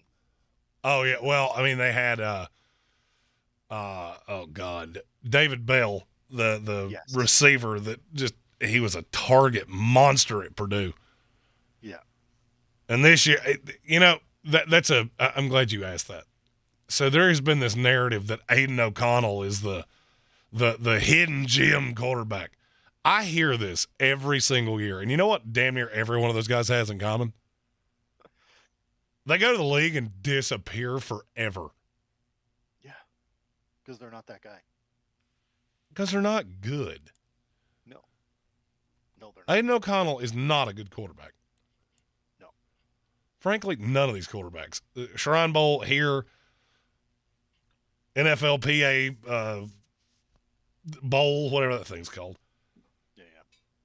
Although Holt Naylor's my East Carolina fighting Mike Houston guy. Let's go. Getting MVP of the NFLPA Bowl.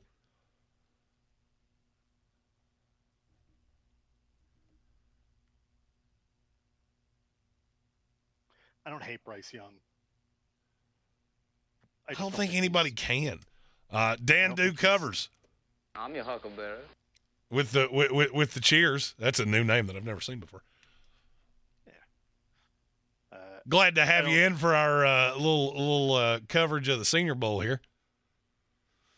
If I didn't have to do a radio hit, I'd be drinking domestic lights out of that fridge over there. Too cold for that shit up here. To drink beer? Never too cold to drink. I was about to say it's never too cold to drink beer. I could be like Jack Nicholson in The Shining, and I still want a beer. I'm actually having dinner with Chief Zach and his lovely wife tonight. Have a couple libations with our buddy Dave and Miss Clarissa.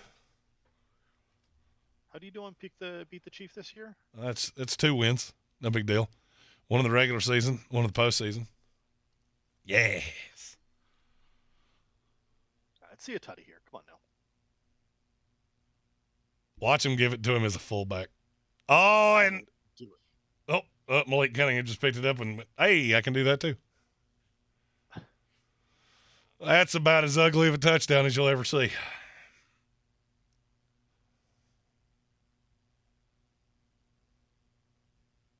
This coverage is trash.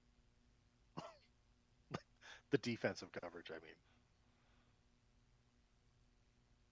Oh, you had How do you not? you had a huge block. I mean, the good thing is that he ran in the hole that it was The Grand Canyon size hole that was made for him. yes, that's the hole they were going in anyway. So that worked out nicely for old Mr. Cunningham. Who is that? So we finally got a tutty on the board. About time. Are you asking who the gigantic lineman was that opened that hole? I was looking at Joey Fisher is who I Yep. was looking for there. Yeah. He's had a good week. One of 2 players here from Shepherd. He walked him back. He said, "You're not. No thanks." Yeah, Shepherd is a tiny ass community college in or JUCO, excuse me, in West Virginia. Got 2 guys here at the Senior Bowl. Little 2-pointer. There you go.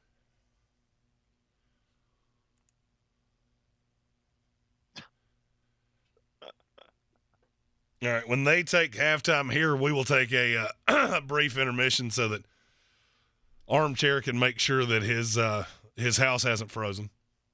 Yeah, it is. I get some water too. Get some beverages. Mm-hmm. Gage wants to know if this is the worst Senior Bowl in terms of talent in the last 10 years. Top end, yes. Yeah, it might be. High side, yes. I mean, look, I think the depth is – I think the depth here is good. But, I mean, that's going to be the narrative of the entire draft process. The depth is good. There's no generational talents here outside of Bijan Robinson. Yeah. everybody's going to be able to get someone that's going to improve their team. No one's going to get anyone that's going to go Eagles get A.J. Brown kind of increase. I won't be shocked next year if you have a rookie of the year on each side of the ball that comes out of not the first round. Yeah. And you could have had it this year with Tariq Woolen and Brock Purdy. Except for the Jets are a thing, and they had 2 first-round picks, and both of theirs are going to be rookie of the year. Yeah. Sloan said, seems like a deep class this year. Senior Bowl proves that nobody really moves the needle as a future stud. That's exactly right. It's the reason that it's the thing I can't make Chicago Bears fans understand no matter how many times I say it. I had one this morning. It was like, no way we take Bryce Young. We're going to trade down with the Colts for 2 1s and Quentin Nelson. No shot they give that to you. Nope. Because here's what I can't seem to make anybody understand. Bryce Young is what we feel to be a great talent. He's also little. So if he lives injury prone and you gave up 2 first-rounders and a Pro Bowler for him, you're LMNO fired. Yeah. And everybody knows it. Yeah. Total access at the half. You think they stand pat at 1? I don't think they have a choice. It's just a question of what are you going to draft with that pick? To me, you take Bryce Young, you trade Justin Fields, you build around Bryce Young, use the extra 2 years in the rookie scale. Makes sense. I mean, to me, it's the only thing that makes sense. But you know how I feel about Justin Fields. So Bryce Young did more at Alabama with less than most Alabama quarterbacks have had in the last few years. Oh, no doubt. There's no stud wide receiver there's no guy carrying like Mac was carried. That just wasn't there. You know, it just didn't happen. I would trade. I would trade if it were me. I don't think you're getting what they think they're getting. Oh, no doubt. You're not getting anywhere near like the Jared Goff deal. I've had that thrown at me a couple times. No shot. No. Because when you get Justin Fields, you're building an entire system around him. Yes. And that's ask Baltimore how that goes. We got Max Duggan at quarterback. There's been a lot of talks about him this week. We're in a hurry up here. So you get the 2-minute drill. That's it. Oh, God, it's an awful throw. It's an awful throw.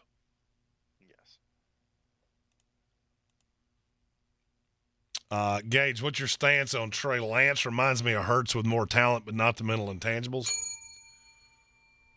I would agree with that. He's got just a howitzer of an arm. Look, the 49ers are not just going to give up on him because of Brock Purdy. If I were the 49ers, which is a video series I think you should do, if I were, and then name the team. All right. I need a couple people in the chat to say, yes, that's something I would watch, and I'll bang them out not this upcoming week, but the week after. If I were the 49ers, I would parlay Brock Purdy's great second half into trading Brock Purdy. I don't know what you would get. Picks. It's not going to be many, though. 2 in the middle rounds, late rounds. You might get that. You might get a 4 and a 5 or something like that. Most people are looking at Brock Purdy going, he fits in that Shanahan system. Sure he does. Sloan, Jordan, and Gage both said they'd watch it. I like it. I really like how you dubbed that too. What was it? If I were the team, and then if I were the 49ers, if I were the Bears, if I were because we do this, we play Armchair GM. This is what you do. You go. I like if it. I were the Jets, this is what I would do. I would go to Aaron Rodgers' house with a truckload of ayahuasca, and I would tell him he can smoke every drug known to man. And the DA of New York is more lenient than the DA of Asheville. Yeah. See, I get it. Purdy wouldn't work as well on another team. That's not the point. The point is the Niners invested in Trey Lance when they picked him. See, I And would if keep you're- Purdy around as insurance. Because you're gonna legit Garoppolo's Jimmy Slot leaving, anyway. most likely to the Raiders. Likely, yeah. You keep Purdy around as your backup, your insurance policy. You let Trey Lance have is he going to be recovered by training camp? Yes. So, I'm going in with Brock Purdy has to be obviously the better quarterback, but I have him for peanuts. So he is my backup quarterback, and Trey is my A1 since day one. If Purdy beats him in camp, so be it. If he comes out and starts slow, I've got Purdy in the side pocket. But I think Trey Lance is a better quarterback. I would still take calls on Purdy. Oh, just offering. I love this guy. I want Evan Hull. I mean, the Jets have 11 running backs. Yeah, you do. There's going to be a smart team that's going to take that kid. He was playing quarterback at one point for Northwestern, running like the Wildcat and shit. We just do the veer. What a Oh, run look that at is. that. Mr. Bell with his first play of the week. That is legitimately, I think, the first play he's made all week long. Just a good time Really? to do it, in fairness.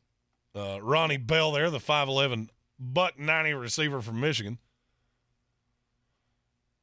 If anybody had asked me, who's a player that everybody else likes that you don't, that would have been the answer. That's him. Yeah. Looks so wiry. He is.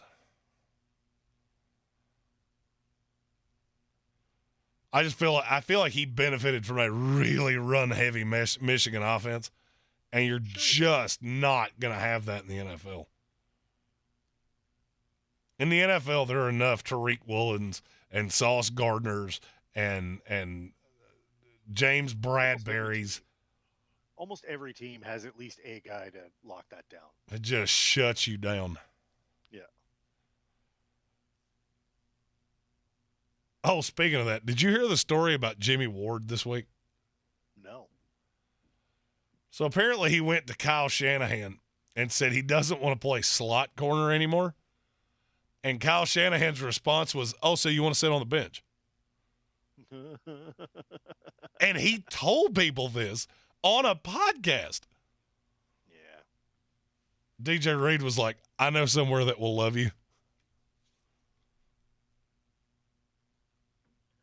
You don't need any more. We could use a safety. We could use a Jimmy Ward Everybody. Can if he's, smart enough to not hit sliding quarterbacks. We got to talk about that shit because that takes years off Jeremy's life. Throw it. You can't take that long. That's one of my knocks on Malik Cunningham is that he takes so long to get the ball out right there, and then he does nothing with it. They would have given you that off the snap. And yet, It's 9 seconds before he runs upfield. Like 9 seconds before he runs upfield. That's way too much time. that's just, you've got to make that decision. Eric Miller asked Ronnie Bell, what is your take on him? To me, he's just another guy. I mean, I don't see anything special about him. I think in this receiver class, I want to say I've got him at 27. Get down. Time out.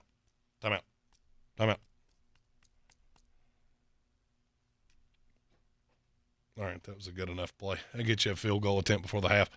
Miller said he had some good seasons at UM. He did, but it's such a run-heavy offense that you wind up in one-on-one a lot. And he would win because corners would get their eyes in the backfield, and then he always had an advantage. I mean, he got annihilated this week. I'll just go ahead and tell you. One-on-ones, he was not good. I didn't hear anybody talk about him this week. No. And there were so many that were so good that it just makes it easy to completely forget about him. Like I said, when we go into the half here, we're going to take like a 5 to 10 minute break. Boop. Let that last second. There you go. That's a 17-3 national team lead as we go into the half here at the Senior Bowl. All right, we're going to take like a 10-minute break here. I got to walk down the hall and make sure everything's set up down there. Armchair's got to make sure his house hasn't completely frozen. Gage has a question that we will start the second half with. So if you've got questions, get those in while we're gone. Just everybody stick around. Make sure to hit that like button, share it with your friends, all that good stuff. And we will be back momentarily.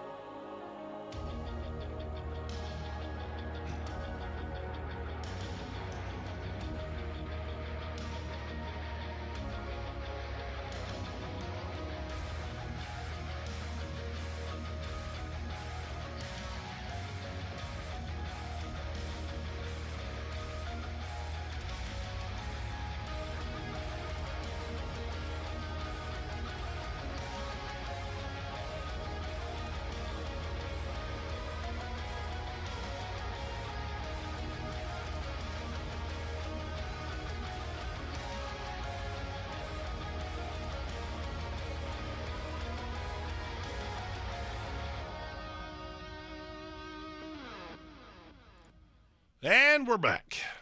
Almost done with halftime here. We got a 17-3 ball game at the Senior Bowl. Not a lot of offense. A whole lot of field goals. All of the field goals. Really lends itself to what we've thought about this class. Yeah. And really none of it surprises me. Unfortunately, quarterback play is going to dictate where a lot of this goes, and quarterbacks just aren't all that good. No, they're just. This is not a great class of quarterbacks. It's nice on the high side. It's really weak depth wise, and I would love to say I'm a little disappointed, but I'm really not because I'm not all that surprised. No, nothing has shocked me here. It's unfortunate because, of course, we'd love you to have a great game to watch, and I think everybody would be, in favor of that. But it has just been a little sloppy. It's been a little sloppy early on, and hopefully we can see some more explosive play. It looked promising. That first drive looked really promising. Had some really big run game, big running plays. I mean, look, I feel like some of the running backs have been pretty good. Yeah. Eric Gray looked good in the first half. Fantastic. There's definitely things to there were things to like. It just wasn't the. I feel like the receivers are getting hampered by really bad quarterback play. I also hate, and I was in favor of this at first, but now I think it's really stupid that we're pulling in coordinators and elevating them for this. It's very sloppy. Yeah, it is. It's obvious to me that there is nobody that is calling the shots here that is used to doing this. No, it's pretty obvious. So before we went to break, Gage asked, I see a lot of national analysts have Carter as a blue chip. What's the difference with your view on Carter? Well, it's not that I necessarily have a different view. It's that I'm being more honest. So one of the things you have to remember about national media especially, and I'm not saying this about just ESPN and just NFL Network and just ABC because they run the coverage of the draft. To come out and say there is no player that I see as an all-pro in the first 3 years is not very palatable for them because they pay a lot of money to have the coverage of this. Yeah. And I'm not telling you that Jalen Carter's not a good player. I think he's a very good prospect. I don't think he's a great prospect. I mean, do you? No, that's this class in a nutshell. This class, for the most part, there's examples of, better. It's a good class. It's a whole lot of good. It's a lot of stand-up doubles. I think you're going to hit a lot of stand-up doubles in this class. Yeah, there are no dingers. Not really any dingers here. There's a bunch of guys. You need them on your team. You need guys like this on your team to succeed. But there are no. It's not like a whole bunch of Jamar Chases out there. No, there's not a Jamar Chase in this class. I mean, Quentin Johnston's the closest to it, and I can tell you there are teams that don't love him. Jacksonville Jaguars. Which blows my mind. Jacksonville wants to add a weapon so bad they can't stand it. And yet they don't like Quentin Johnston. They think he's really raw and that it would take – they're in a win-now window and that he won't be ready for another 2 years to be the guy they would be drafting. I don't get it. I don't either. I have one of the highest grades I have is on Quentin Johnston. But now to answer the question on Jalen Carter a little further, the way my rating system works is that as a prospect, anything 9.5 or higher is future all-pro, high-level, top 5, no doubt talent. Right. Most classes I have 2 or 3 of those. I have 1, and he's a running back. Then you get into 9.0 to 9.49. That is Pro Bowl. This is where bust rate starts to sneak in a little bit because in the wrong situation, they could be a very good player but never be great. In the right situation, they can be that all-pro type. I have a handful of those. Bryce Young, Will Anderson, Jalen Carter, Quentin Johnston, Peter Skoronski. Then you get into the 8-6 to the 9, which is a much more volatile version of what I just said. Now you really need to be in the right situation. You might need to not be asked to do a lot the first year, and that's where there are just a ton of guys for me. I mean, looking at my ratings for the top 100, like I said, I got 6 total over 9.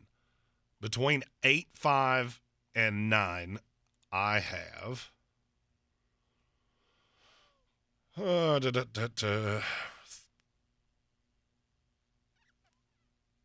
39 players.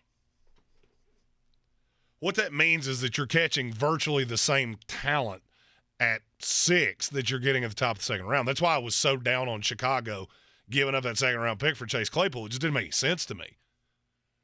No. It still doesn't make any sense to me because I feel like you could have sat and I love Chase Claypool. I think he's a very talented player, but I feel like you could have sat right there at 32 and probably gotten a player, I can't necessarily, Josh Downs or somebody like that that's, I think, probably got a higher high side. Yeah, can do the same thing. And is cheaper for 2 more years. Yeah.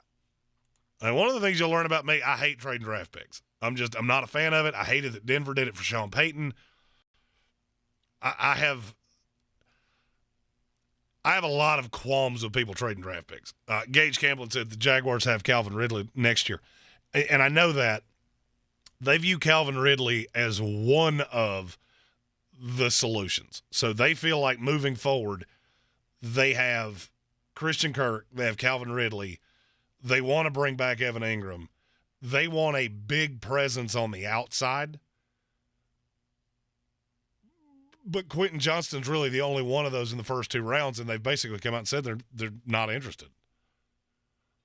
So that makes me think that probably second, third round, start looking at the bigger bodied receivers to be the ultimate 3. Probably put him behind Zay Jones for a year and let him develop, but they want somebody big and physical on the outside. The problem is that there's not a lot of those guys in this class.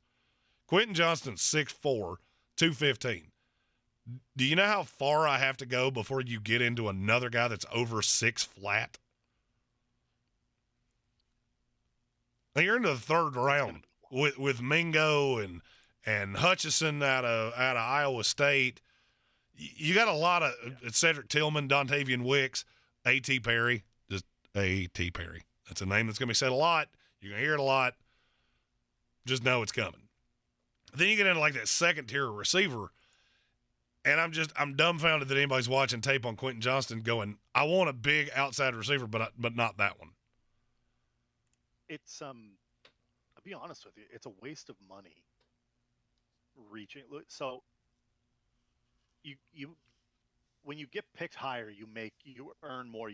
There's a bonus. There's a pool for picks. I don't know if people know that, but there's a signing bonus for your pick. There's a cap, like a max and a minimum. And the later you go, the less that money is. Correct. Which is why you see guys who are like, top guys get frustrated when they're dropping, especially early rounds when you're projected to be top 5 when you go 10. That's millions of dollars not in your pocket. So when Jeremy's talking about you can get a guy like you could have gotten a guy like not Claypool, but Claypool similarly in later rounds, you're also wasting money. Correct. On that guy that can do the similar thing. So it's bad asset management all around. It's bad managing of your finances. It's bad evaluation of talent. And ultimately you're dooming your team to move off of a guy because where are you now? What are you going to do now? I agree with everything you just said. That's basically what being the GM of a team is you're mitigating risk, you're assessing value, all of these different things. And there are some teams that are very good at it, and there are some teams that are very bad at it. Yes. And the teams that are bad at it are the teams that, weird, they tend to suck more often than not. God, that was good. It's probably why you're going to see a lot of teams not reaching for wide receivers this draft, because you don't have to. No, there are so many guys in this class that can catch. And I mean, and you're seeing the same thing at corner. There are a lot of corners in this draft too. Yeah. I'm starting to think that the Kansas City philosophy of we don't have a number one guy, we just have 5 twos. I think there's a merit to that. That worked in the NHL for the Vegas Golden Knights when they did their pick, when they did their expansion draft. No one was standout. There was no like true number one on that team, but every line was made up of guys who were 2s and 3s, and they were just consistently good across the board. Kansas City does that better than anyone. Well, I mean, and the thing with that is that it really neutralizes. All right, so I'll give you a good example. It's one of the reasons I think they're going to beat the shit out of Philadelphia. All right, so Philadelphia, to me, has one elite corner and one that is good. James Bradbury is an elite corner to me because he's big, he's physical, and in the right scheme, which he didn't play in for a couple years, which made him look less than he is, he's taking away your big outside threat. Okay. Darius Slay is, to me, he's a good corner. We greatly overrate how good he is, but he's a good corner. I agree. Yep. Well, the problem is that once you get off those top 2, I'm not looking for the guys that you're defending. All right, if Bradbury's on Juju or Bradbury's on Marquez Valdez-Scantling, okay, I got Sky Moore, Kadarius Toney, I got a slew of other guys. And I'm going to catch the mismatch somewhere. That's why pre-snap motion is such a deal. I mean, you see Kyle Shanahan doing it all the time because I'm trying to get you into a mismatch that's beneficial for me. Yeah, absolutely. They have too many weapons. They're really well rounded. They're not. No one's blow you away. No, they have a whole mess of 2s. And the good thing is that allows Andy Reid to schematically come out, set your defense, and then you're going to do what it is that I'm planning on you doing because I'm going to pre-snap my – oh, my God. Oh, boy. Oh, Max Duggan. Oh, that was less than good. On a scale of 1 to bad, that was bad. Was that Deion Henley? Yeah, I love that kid. Deion Henley's a kid we haven't talked about much, and he didn't really do much here. This ball just kind of came out. But he's a linebacker out of Washington State that is going to be a second-day find for somebody. You know what you can't do in the Senior Bowl? Fall down when you're trying to hand the ball? You can't do that. You can't do that. Max Duggan is awful. I had some people talking about, he's the best quarterback we've seen in Mobile. Well, that tells me everything I need to know about the other 5. God, that was on the first play. That was on the second play of the first half, or second half, too. Yeah. Yeah, that's ugly. That's ugly. Ugh. There's nothing good about that play. God, that's an elongated throw in motion. That's there, Michael Wilson. Everything he got right there was out of nothing.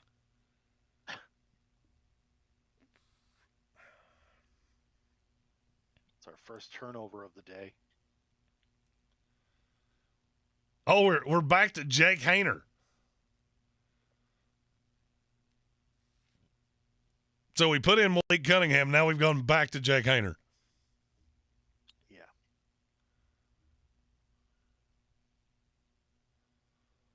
Ugh. Bucky Brooks has the Jets taking Osiris Torrance at 13. Why?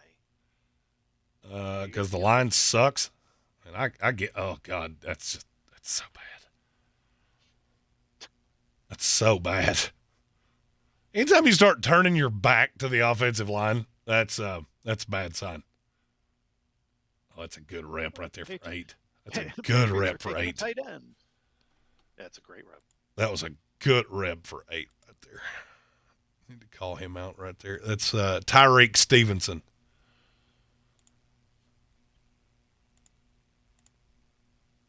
That was a rep where he was put out on an island, and he shut down a guy that nobody shut down all week. That's why Hayner ended up running in circles in the backfields because there was really only one spot for him to go. He even came back to it. Yeah. He went there. He went away from it, and then he was like, "Are you open now?" No. Can you please be open? She.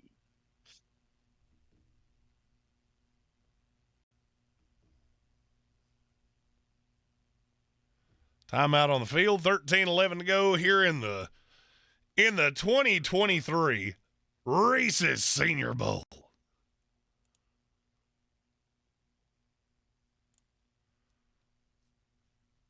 The Reese's Peanut Butter Heart. That is a good one. That's a great one. I've always found it funny that each different shape, whether it's the egg, the heart, they all have a different chocolate to peanut butter ratio, which makes me like them different ways. Yeah. Do you have a favorite? Classic cup is my go-to, but I'm okay with the egg is probably my favorite non-traditional shape. The egg is my favorite one, period. It has the greatest combination of peanut butter and chocolate. It's killer. So good. I wish they would just serve. I just wish they would do that all year long. And why have we never had like a triple stuff Reese's? That's a great question. And we do it with Oreos. Why the hell do we not do it with Reese's cups? Can't do it. You have the giant Reese's cup. Hell, you got one that's got potato chips in it for some reason. Have you ever had one of those? No. Ugh. No. I can't bring myself to even try it. It just looks gross. Yeah, not really into it. I will pass.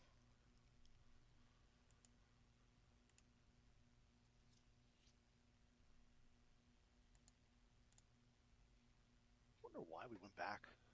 I mean, I know the quarterbacks aren't great, but like, really? Oh, wow, we went back to Hayner? Yeah. It beats the hell out of me. Gage said the Reese's with the potato chip, and it's actually good. He had one the other day. Say so. I can't do it. I don't like potato chips enough. I love chips. I just Like a regular potato chip. no. See, I'm a Dorito guy. I love Doritos. Oh, I'll eat Doritos until my mouth bleeds. You can't tell me there's a bad flavor of Doritos. I won't have that here. What's the best one? Ooh. Oh, that's a good rep. That's a good rep right there. Let's go. Allie Gay right there. Nice play. We have different. I'm behind you, of course, now. Oh. We have different flavors available. I love me some Zesty. Zesty's classic. Old barbecue. You have actually told me about the Zesty, which has always intrigued me. Yeah. That's an excellent sack. Allie Gay, that's a guy I talked about in the preview of I want to see how he plays in this game. So we're starting to see the defense make adjustments here. The offense has not.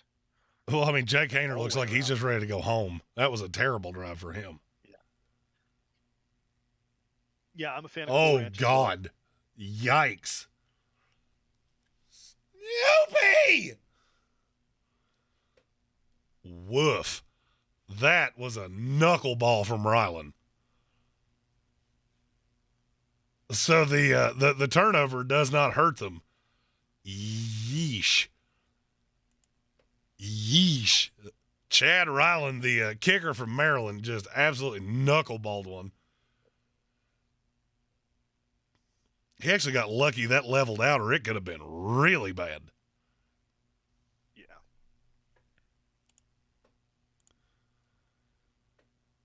I don't know why he looked at it after. He looked at it like well, why did that do that? Because you missed the shit out of it. It's when you're golfing and you hit one like dead ass to the woods after you've been fading all day, and you're like, you give it one of these, come back. And it doesn't But come back because you hit it dead straight. I play a slice. Do you? Yeah. So I've got a natural slice that I will play into, and every once in a while, it's almost like a bowler. You ever know the bowler that puts the big arc on a ball and it like spins across the lane? I do. You ever see one not spin back across? Like for whatever reason, it doesn't gain the traction and it just goes directly in the gutter. Like a slam shot into the gutter? Yeah, mine will do that every once in a while. Because as you can assume, I'm at 6'5", 245 pounds. I'm a long ball guy. Yeah, I don't play the curve on. No thanks. It allows me to just absolutely cremate drivers. When I golf, I am hit it as hard as I can, usually dead straight. Chief Zach's always said I hit a sometimes driver like I'm angry at the golf ball. I play my best golf once I've reached I don't give a fuck mode. That's usually 8 domestic lights for me. Which is usually after I've had a couple of holes where everything has gone wrong. And I was like, fine, doesn't even matter how I play. And you step up to the tee and you drill one just beautiful. Just pipe it down the middle. Yeah, exactly. Oh, this is the problem. Bears offensive coordinators here. The Bears don't know how to play offense at all. Luke Getsy's the head coach of one of these teams. Patrick Graham is the other. And I was in favor of that at first, and then I've watched this week, and please don't ever do this again.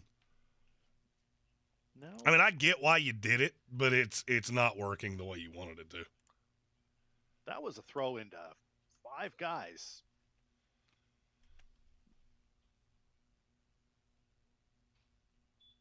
He just heaved it into coverage. It was a rocket, but he heaved it. He just going to beat everybody.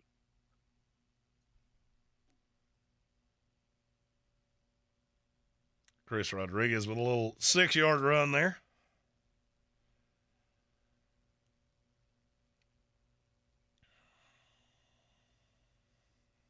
The running backs have stood out today. Oh, absolutely. The running backs have been the best part of this game. Yeah. As far as position groups go, there has not been much to enjoy from some of these folks. Gage Camplin asked if I have Tyree Wilson ahead of Miles Murphy. I do. Miles Murphy was a big topic around Mobile this week. There are a lot of people that do not like that kid. Tape's just inconsistent. Cleland Farrell 2.0 is what I heard him called multiple times. That is not that's not a comp you want.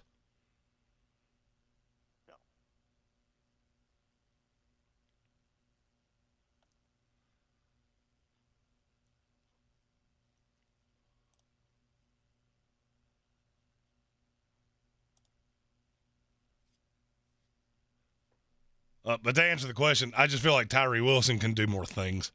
I feel like Tyree Wilson can play on the inside. He can play on the outside. There's a lot to like there. He's one of my favorite players in this class. And I feel like I was the first person to say he could go in the top 5, and now I feel like he's in everybody's top 6 or 7. The nice part about that is we have receipts for Jeremy. Yes, that is one of the nice things I have on a YouTube channel. I can go back and say, hey, check the date. I was live this day, and I told you.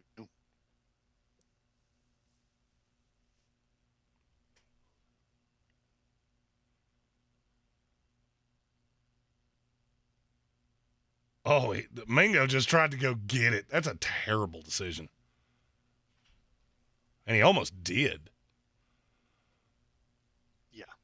Gage said Devin Witherspoon's getting a lot of hype. He was actually supposed to be here, and now he has gotten enough hype that he didn't feel the urge to come, so he declined the invite after he accepted it. There's a good chance you're going to see 2 corners go in the top 10. And I would say he's one. There are a few others. Christian Gonzalez, Joey Porter Jr. Those would be the three I would be most paying attention to. Have you released your first round mock? Yes. I'll have another one coming out And Monday. second is coming? The next one, the post-Senior Bowl mock's coming Monday. Okay. So I'll be recording all of those things Monday morning, and then they'll be going out on the old YouTubes and the Tic-Tac and 3-round Senior Bowl mock drafts coming out starting Tuesday. We're going to be doing a lot of things. Got a lot of individual team. Missed a wide open Iacivas. Iacivas was wide open right there. That's a good rep from him. I don't know if he could be any more open. I don't think he could. That's on Caillou Blue Kelly, too. Separation. Yeah. He had incredible separation. He was gone the whole time. Well, funny story about that kid. In the heptathlon, he has the fastest 60 ever. He ran the fastest 60 in the history of the NCAA heptathlon. Which, by the way, translates to like a 4.28 40. How do you miss that throw? I have no idea. How do you overthrow that guy who never even got never even got slowed down? He was just gone.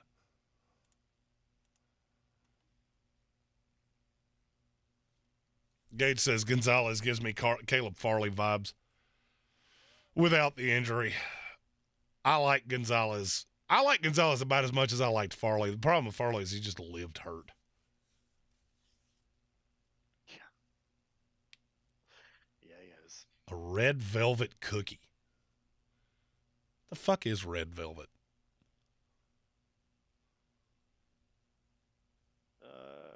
Just a. Is it just red chocolate? That's what I've always been told. Yeah, I think so. It's just chocolate with red food coloring in it?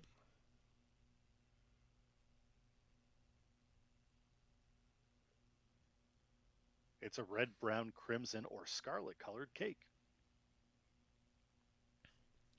But, like, how do you make it? Rich cocoa. Yeah. It's chocolatey. So it's just chocolate that you put red food coloring in? Pretty much. Having a big old steak tonight. Very excited about it. It's the way to go. Oh, I love steak. We're having a shepherd's pie. Oh, that's lovely, too. Which is fantastic. That's lovely, too. Especially with it being 4 degrees outside. Yeah. Yeah, I need something warm. Warm and melty. That's all you need. I'm always a chili or a soup guy when it's really cold. I make a killer chili. I do, too. Killer chili. I'm the official purveyor of soups and tomato-based liquidy dishes. Oh, is this when we see the Creepy Reese mascot? Oh, God. This Creepy Reese executive has a creepy smile. Look at him. Oh, yeah, he looks like somebody that would... Yeah. I probably shouldn't say bad things in case I'm there next year. He wants to punch me in We the love face. Reese's. We love Reese's. 100%. You guys are great. It's a great candy company. Thank you for giving me a credential to this game that I didn't go to. It was a missed opportunity. I know. I'm really frustrated at myself more than I am anybody else on that one. Gage getting some brisket tonight.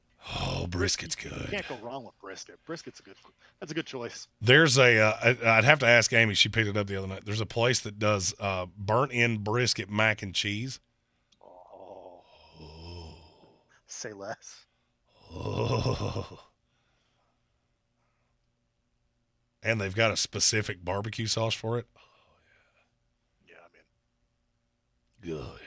As someone who will put Chipotle hot sauce on my Kraft mac and cheese. Really? Tank said yeah. put things on macaroni and cheese guy. The Chipotle is nice because it gives it just a little bit of tang and a little bit of hot sauce. So I love hot sauce on just about anything. So Tank puts some kind of sauce on virtually every kind of mac and cheese. I won't go that far. Which is weird to me. Like, unless when you hear him wax poetic about mine, it's because he had it at a cookout at my house one time. I spare no expense on mac and cheese, mainly because I'll make it and freeze it. I cook like I'm cooking for 42 people. There are 2 people that live in my house. Mm-hmm. But I do make homemade mac and cheese where I actually shave all the cheese and shred it and all that good shit. It's like, yours is about the only one I won't put something on. Like, if you put something on my mac and cheese. I'm okay. Do you do the breadcrumbs? I do. Yeah, you got to do some, like, butter-soaked delicious on the top. I'll tell you what I did the last time that kind of changed the game for me. Flamin' hot Doritos. Use that instead of breadcrumbs. In. Very good. Very, very good. Here's your shot to make a throw. Oh, and a dime. A dime for old Jake Hayner. I didn't see who caught it. Did you? No, that's Turner. Shadowy as hell. That's Turner from Cincinnati.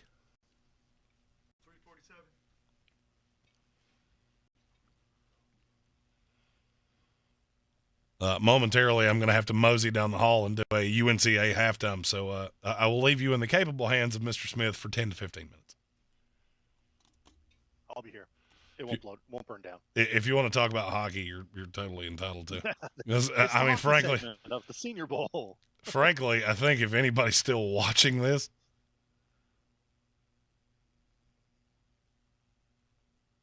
I meant the Senior Bowl, not us.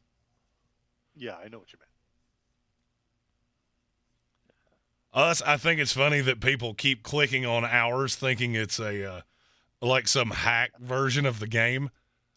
Yes. So our average view duration is lower than virtually anything we've ever done. It's fantastic.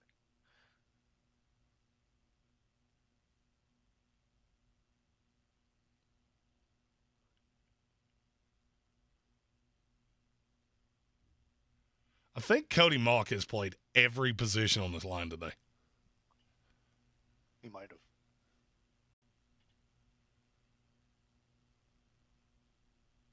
There's a reason for that. Because he a dog. Yes. A toothless dog.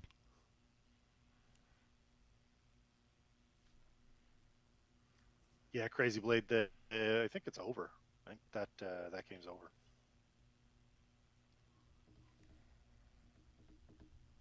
It's NHL All-Star Weekend, which I hate more than anything. I actually like the way the NHL does their All-Star. I am not a Leafs fan, Gage. I loathe the Leafs. They can suck it. He's a Canadian. I prefer the Montreal Canadiens, despite their losing ways. The Canadians, who are like the New York Jets of hockey, if you don't. Turner with a good route right there. Good route. She's got to throw it out in front of him. Doop. It's just late. It's late, and it's to the inside. You throw that to the back pylon, not to the inside shoulder. Yeah, if you throw that a skosh earlier, then because he had separation. Oh yeah, time. It was a good route. You know Everything why he went didn't have separation anymore because he had to stop for the ball to get missed there. it. Oh, he made it. All right, we got points on the board there for the national team. Maryland's Jake Ryland with the with a little makeup right there. I'm going to have to mosey down the hall momentarily and leave you in the great hands of Mr. Armchair. I will be back in just a minute.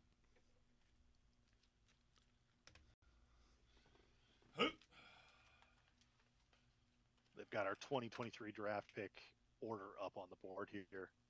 Bears, Texans, Cardinals, Colts, Seahawks, Lions, Raiders, Falcones, Panthers, and Eagles.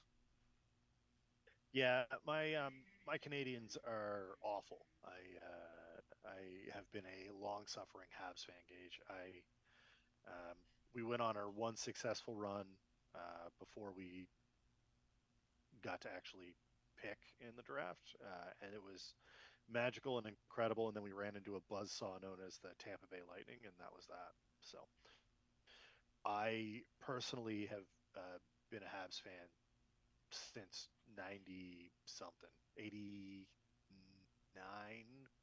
ish, so 5. And every, like, I got to experience a cup with them, but then they have just been mediocre for such a long time. It's been painful. And then this season, they've just been bad. They've lost a bunch of games. Most of the team is hurt. So it's rough. We got a 20-3 ball game here. It is not an offensive showing. It's not terribly defensive either, although we saw some decent coverage there. Just guy had there's tons of separation. If these quarterbacks were even a little bit better, I think we would start seeing uh, maybe a little bit more offense, but it is what it is.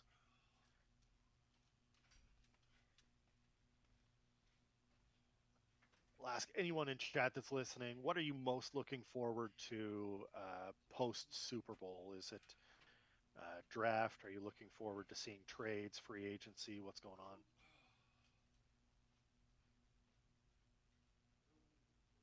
Would the Eagles be the first team to win the Super Bowl with a top 10 pick if they win? It, they might be. They might be. It's, I'm just going back through in my head. Yeah, I don't think so. I'm pumped about the draft. I really think that we're going to have a wild off season. I think we're going to have a really wild off season here. I think that we're going to see. Uh, I don't know. I just have this. Never get those gut feelings where I think there's going to be a lot of moves. I don't think there is, Gage, because Brady's won a bunch of them, right? Brady's won them. Nick Foles won it. Mahomes. Yeah, I think it would be. Yeah. I can't tell you why I think there's going to be a ton of deals. I think the draft class is good, not great. We got a 20-3 game, the national team beating on the American team. We have a bunch of teams that are a piece or two away. I think there are a lot of guys who are hitting free agency. Brady leaves, he just retires, so that threw a wrench into some stuff already. As we get Tyson Bagent coming out, second team AP Division Two. We're in Division Two QBs here. Um, it's setting up to be one of those off seasons where it's just going to be crazy. Plus, this is the part that no one's talking about. The free agent class next season, not this season, but next season, with T. Higgins and everybody else coming up, there are going to be teams that have to manage that debt, that roster space. So you have the Bengals who are going to be up against it because you've got to pay guys. You've got to pay Joe. You've got to pay others. You're not going to have Chase and Higgins on there together for too much longer, I don't think. It's just too hard to keep that many number ones locked down on number one money. So we're going to see some guys move, and it wouldn't surprise me if some of them get traded a year early for assets, for controllable assets, and for salary relief. Third and 2 coming up here. It's a handoff up the gut, converts to a first down.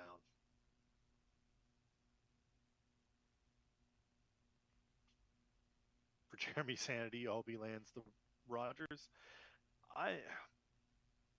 Everybody says that they want Aaron, and I don't know if Aaron's the best fit for. I think Aaron's attitude's the best fit for the Jets.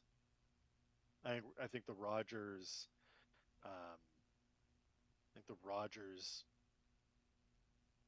kind of swag is perfect for New York.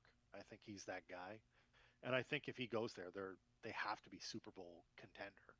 They have to be.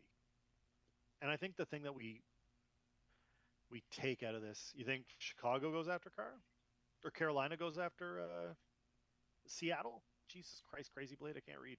Hopefully Carr goes to the Seattle Sea Chickens. I don't know. I think they're going to give Geno another shot. I don't know where he goes. That was a whole lot of words coming out of my mouth in wrong orders. I was half reading, half looking at this game. That's my fault. I would like to see Carr in Carolina. I'd also take Geno over Carr right now. I like what Geno did with that offense. I think a little bit of help, and they'll be fine. They're a playoff team. They had no business being a playoff team. They're a playoff team, so we'll see what happens. They have some questions that need answering as well. That defense needs to get better, and their offense was good but not great. So we'll see. We'll see.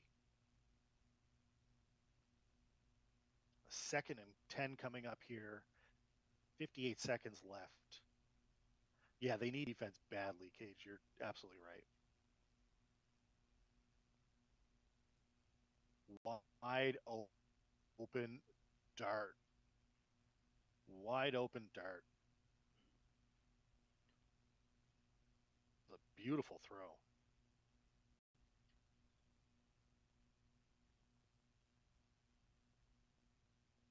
This is Jalen Wayne with the reception. Will Mallory with that reception there. We're starting to see some moves. A little bit of the hurry up here as we come to the end of the quarter. 20-3 national team. 30 seconds left in the third, and they are driving. Another dump off. It's a pretty efficient 2-minute drill. We'll see how they go. They really like to see some touchdowns. It's been an unfortunately touchdown weak kind of game here.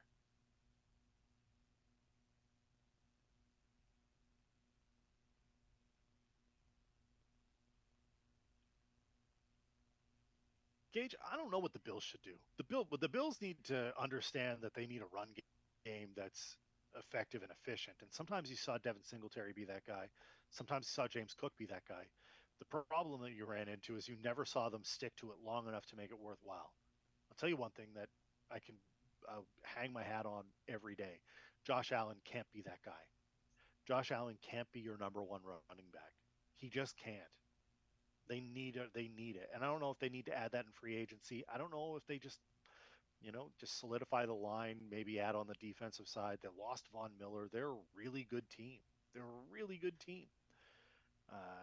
But Josh Allen needs to hurry up and get out of that Phillip Rivers conversation in a hurry. They need to do that in a hurry because otherwise they're in trouble. Little check down over. It looks like Mallory again. Gibbs to Buffalo makes a ton of sense. Ton of sense. I don't know what they don't need anything. Realistically, they can get away with what they've got. My opinion, just configure your play calling to actually rely on your running backs. Their rushing attack, when they used it, was good enough. And then they stopped. They get away from it. Asked Josh Allen to play hero ball. Didn't work. 1st and 10, 16 seconds left. American side looking to get a touchdown on the board. Another sloppy check down here.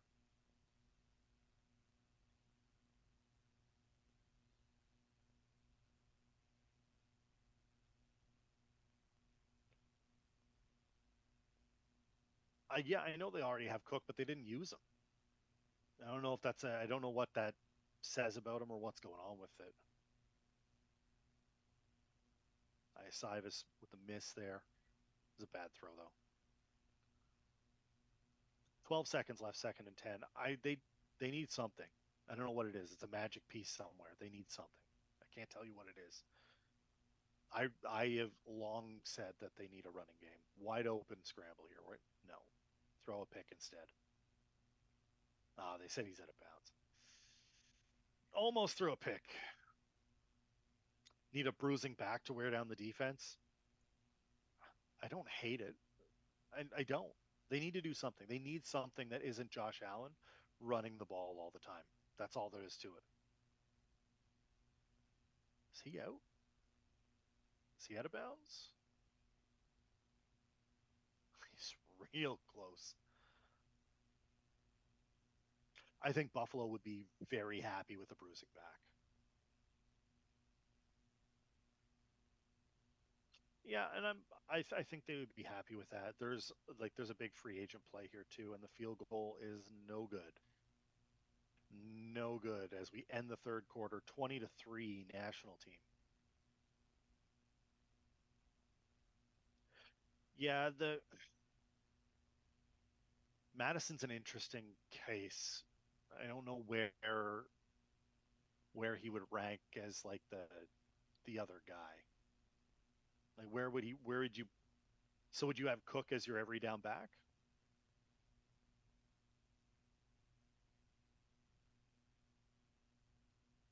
I mean, like that's good.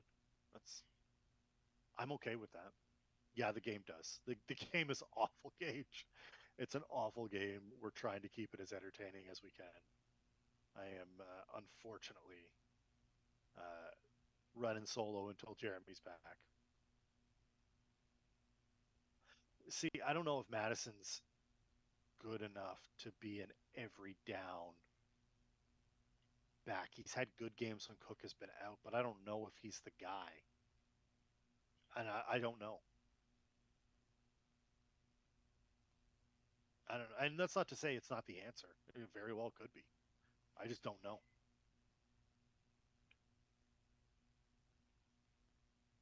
Imagine Madison backs up both Cook brothers. Metro's up 6-4. Nice.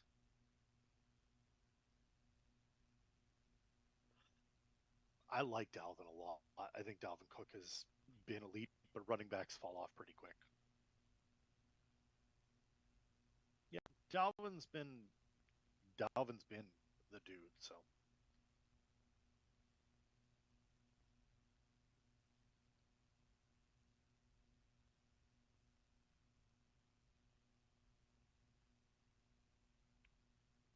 you think it'd be fairly cheap? I don't know. I don't know. There are so many chips to fall. And I'm always wondering if people look at Buffalo and go, if you're a running back, do you look at the Bills and go, you don't use them? Why would I go there?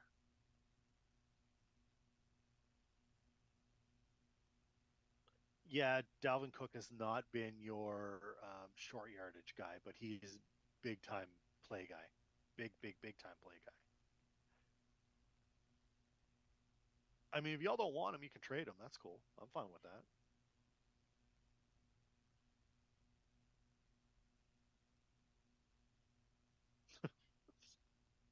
Vikings cut Cook this year.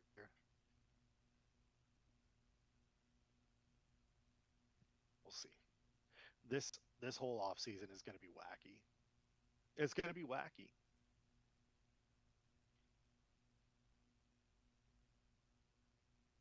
You're going to see a lot of moving pieces. Just in general, you're going to see. I mean, you're going to see things going crazy. You're going to see guys that are free agents who probably didn't think be free agents.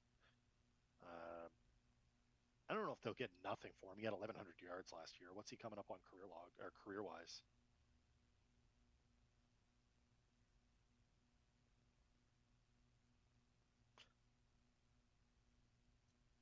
I mean, the issue is his what is his? I know he's got a big cap hit. I'm curious to see what his carries are.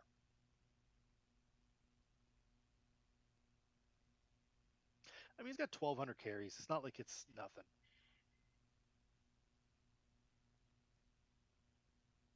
It's not like it's nothing. It's hard. He's at that sweet spot right now where you gotta decide what you want to do with it. Are you making another run? If they're looking to make another run, it depends on what they do at quarterback too. It depends on what kind of system they want to build there.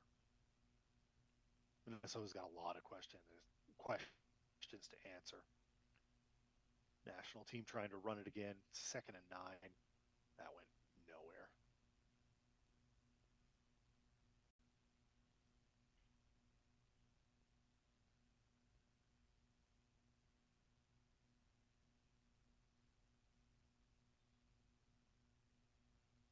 Max Duggan with his 4 for 9 and 26 yards. Ugly.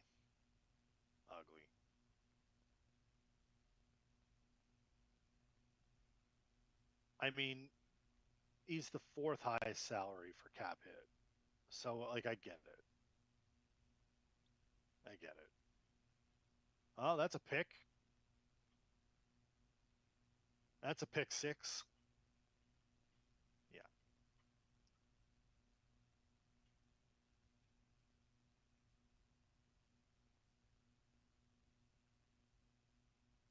American side with a big pick 6.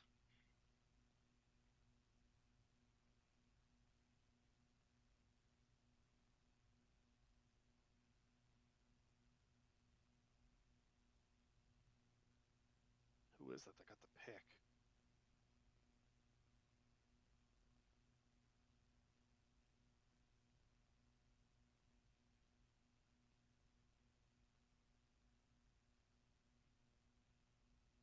I don't have that number. So that's an awful throw. That's an awful throw. That's a freebie. Chandler? Yeah. It's not on my numerical list. Cunningham tried to catch him.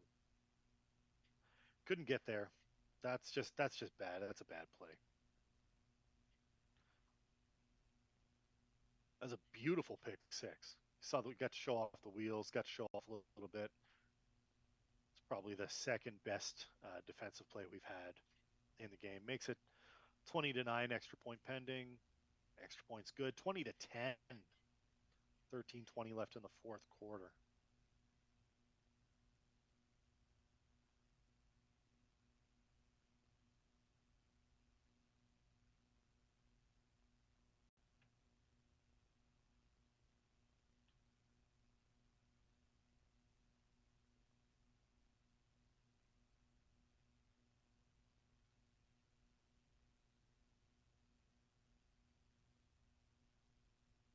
At least we've got some scoring. I'm on the look, Gage. I am fully on the Chiefs side.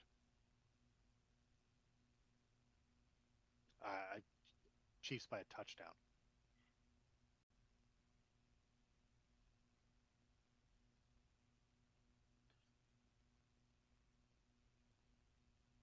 Isn't Cousins a free agent? Wasn't he on a 1-year deal?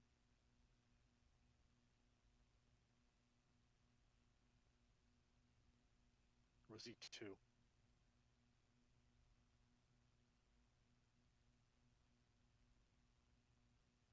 Oh, he's got another year.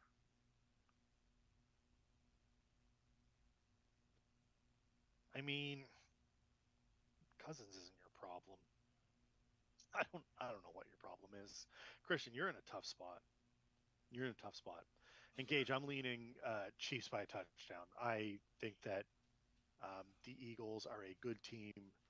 I think the under probably is where it's at, but I am Chiefs. I just think they're the better overall, more explosive team, and that sounds weird, but that's where I'm at.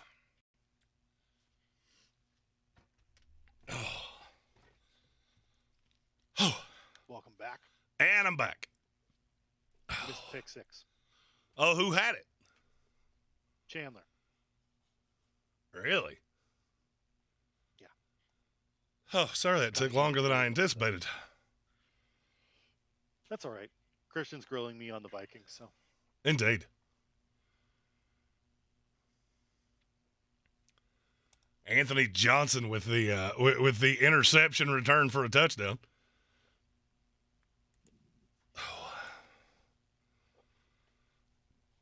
Are we ever going to see the third stringer quarterbacks here, or are we just tapped out on them? Well, no, we'll see it now. Oh, you got Tyson Badgett. He came in for a drive. Looks like he was reasonably sharp, too. And it's okay. He wasn't bad at all. Indeed.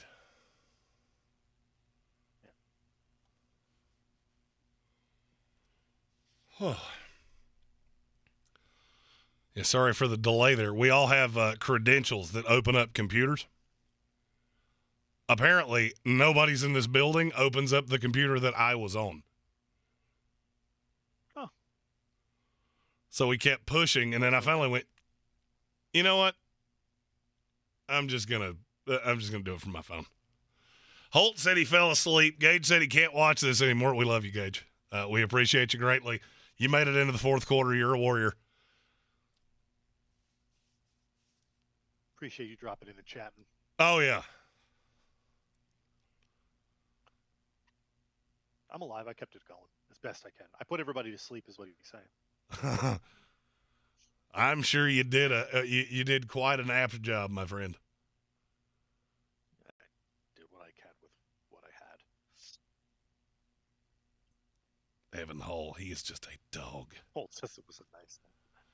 I had a nice nap before I came down here. It was awesome. I knew there was going to be no shot at a nap later. I got to get home after this this barn burner of a game and get my quaff done. Yeah, you got to get prepared. We're going to one of those restaurants where it's not socially acceptable to wear a hat. You gonna wear a bolo tie? Oh no. No. I sound like a cowboy. I'm far from it. I really wish you would. No, I'll probably go the in all gold. I'll probably go the nice the nice button up with the sweater over the top. Hick Flair? Pair of jeans. Alligator shoes? I might break out the alligators tonight. I haven't worn those in a while. You're gonna have to. They hurt my feet really badly. That makes a ton of sense. That was a nice catch right there. Well, that was a bad throw. It was a bad throw. It was a great catch. It was a great catch. Michael Wilson's helped himself a lot this week. You know, and I'm going to say something that's going to sound a little strange, but I feel like one of the big losers this week was Tanner McKee. Because he's had two receivers here that have looked like absolute dogs. Yeah.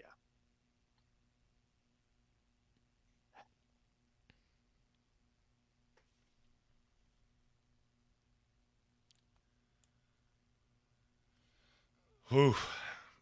Yeah, this is officially the part of the game where this is where the loyalists are. You know you're really in when you're still here. Yeah. Holt wants to know where you're eating. Oh, the old Ruth's Chris. Oh, that's gotta love a Ruth's Chris. You know what's funny? I've actually never been to the one here. It's a great spot. I've never been to the one here. I've eaten at the one in Greenville a bunch of times. So I feel like you got to go the old jeans, collared shirt with a sweater on top. Oh, that's a great look. You'll get it.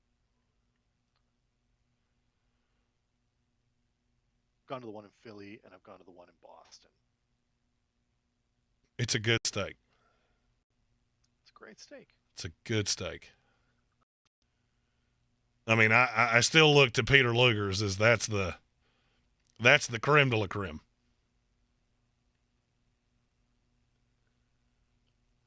The best steaks you'll find are from some guy's uncle who owns a smoker, and they live in the woods. Yes, and it was seasoned with river water. Yeah. And whiskey. You'll never taste anything better. Christian Sorensen asked if I knew there was another ESPN analyst named Jeremy Greene. I did, and a funny story about that, he was not well liked. I want to say he got arrested for something. And so now when I do requests for people that from the mothership, the first question that they ask is, "You're not that Jeremy Greene, right?" No, my name's spelled differently. Oh yeah, he was totally he was not a good guy. He got arrested for kiddie porn. Oh yeah, yeah, for the bad stuff. Yeah, he what was an unfortunate affiliation. Yeah, no shit.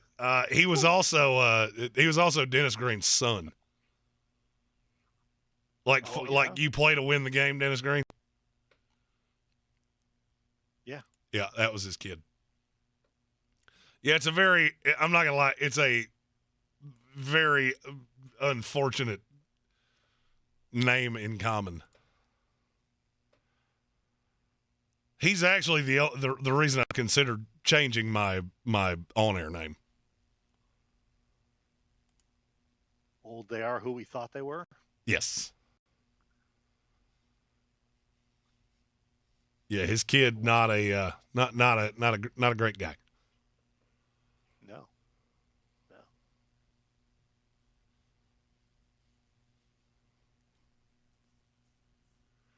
Oh, we got 7:48 to go. As time just keeps slipping. Let's run out this clock. Jeremy's got a Ruth Chris to go to. You know it's bad when I'm sitting here going, okay, like this ain't it. Ah, yes, the old. Why'd you catch that? Oh, if the screen pass is gonna put you on the ground behind the line of scrimmage, just drop it. Just drop it. That's a gain in yards. And yet, not so much. Stupid.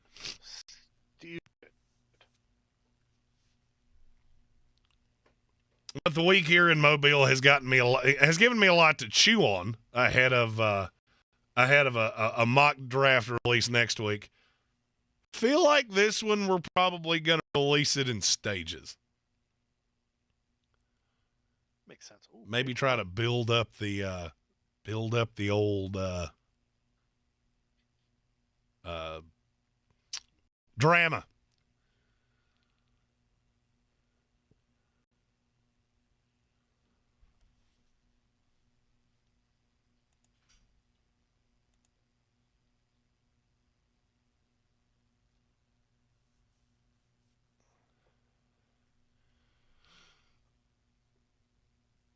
It's at ESPN Draft Nerd Christian. Yeah.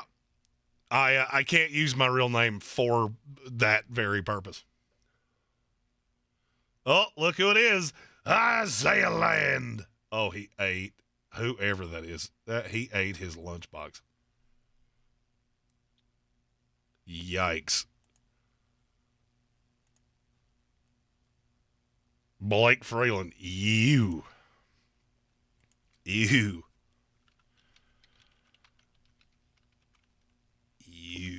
I like Isaiah Land a lot.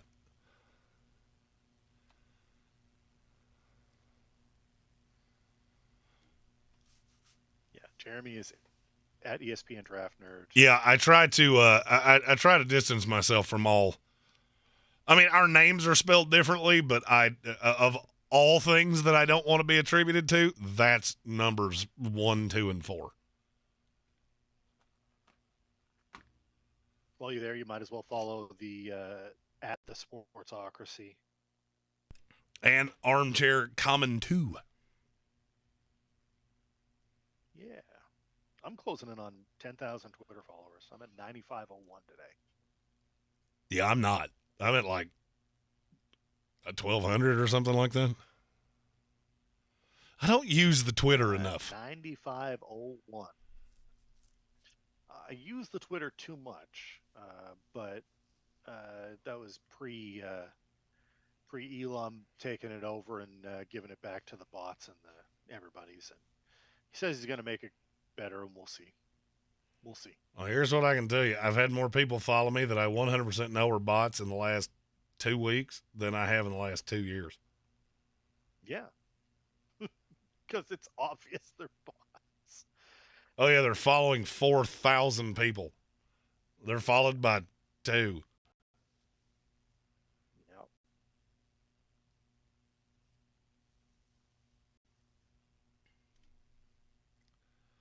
The Pro Bowl games. I don't care. Will you watch more than 3 minutes of that? I will watch exactly 0 minutes of it. Exactly 0 seconds of the Pro Bowl. No doubt. I put on the skills comp while I was putting laundry away, and I turned it off. I watch an episode of Mayday or like Forensic Files. Oh, I love Forensic Files. Forensic Files marathon starts, I'm useless because I'm just gonna do that. I will watch any of that over whatever the hell. Like, I appreciate that they're doing something different, but I still don't care. It's not football. Flag football is going to be even worse. Watch 0 of that. I don't have. I'd rather watch the XFL or the USFL or the CFL than any of that garbage. I can't disagree with you. I can't disagree with you. Well, you won't catch me watching any All-Star game ever, though. I don't like the Pro Bowl. I don't love it. This is the closest you'll get me to it, and that's because we're looking at these guys are actually trying. Oh yeah, this is like a job interview for these guys. Yeah. This kid for Kansas. Oh boy, that was bad. 90 something? 9? That was really bad from the Shepherd quarterback. What was that? It was rolling around on the ground. That's on the national team. Oh, it's Lonnie Phelps. Yeah, he's put some good tape out here. Oh God, it's rare that you see somebody snap a ball where they're offsides. Holy fuck. I haven't seen that in a long time. This kid needs to take an Ativan or something because he is really revved up right now. Christian wants you to sell the entire Vikings roster and rebuild. Indeed. Would you do it? Would you try to rebuild now? If you're Minnesota? I mean, I don't feel like you're going to get – I mean, if you do, you're not going to get much for many of these guys. So for me, I'm going to try to stay competitive as long as I can. Mainly because the NFC sucks. If I was in the AFC, absolutely. And hell, Minnesota can be no worse than the 5 seed for the next 3 years. Yeah. You get in the tournament, you never know what happens. Because there's nobody that, I mean, Philadelphia, but I mean, my God, once they pay Jalen Hurts, that roster could get hemorrhaged. Crazy Blade said I should use my middle name. I will never disclose what my middle name is because there is a reason that I don't do that. And if you knew what it was, you would know what that reason is. 2, my middle initial is A, so I would be Jeremy A. Greene, which immediately makes people think of Stephen A. Smith. Now, trust me, I consider that. My email signature is Jeremy A. Greene.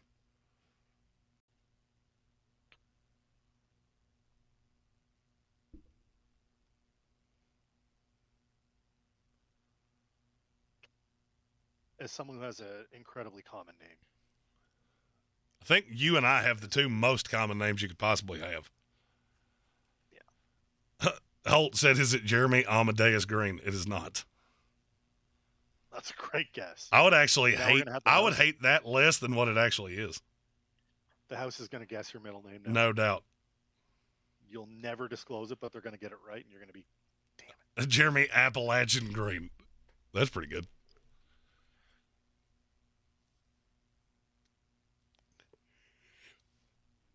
Oh, Christian asked, could the Vikings get Lance and maybe a third for Cousins? I'm going to say no. Just because you gave up so much for Lance. Yeah. Now I want to change my name legally to Jeremy Appalachian Greene.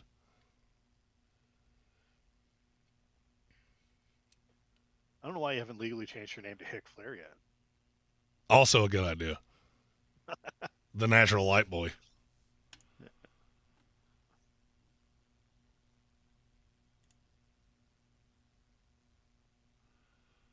Oh, so many mock drafts, so little time. Next week is going to be chaos. All of my friends in the business are like, one more week, and then it all calms down. And I'm like, well, not for me. My work doesn't have a calm down face. Most of the people in my industry are like, after the Super Bowl, just vacations and for a few weeks till the offseason starts. Like, yeah, not for me.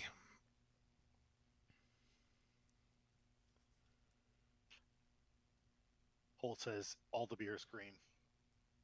Yep, like I that. hate that at all. Jeremy, all the beer's green. That's pretty good. That's pretty good.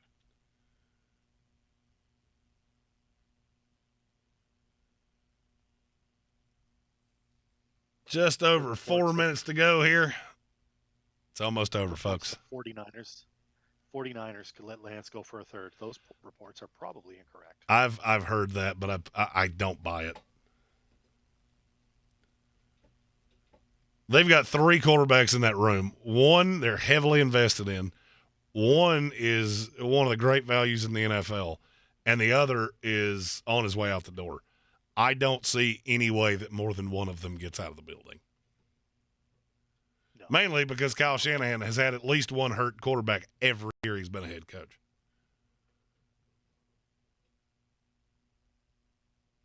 That's his curse. Oh, boy, that was a punt. That That was a punt, but guess what? Got in the end zone. Let's go, Michael Wilson. That was a that punt. Ball was ugly. That was a punt. The catch was nice. It was a nice catch. He had to catch a law ball. He broke out a chain. That's fantastic. Oh, and they broke out a frame. Yeah, for Panini Prism. So they're doing trading cards for the Reese's draft. Yeah, it's going to be great. Panini's going to sell that for $1 billion. I think you can get them all for 4 cents. Yeah. Well, they got somebody for roughing the passer. I would really like to know who that was.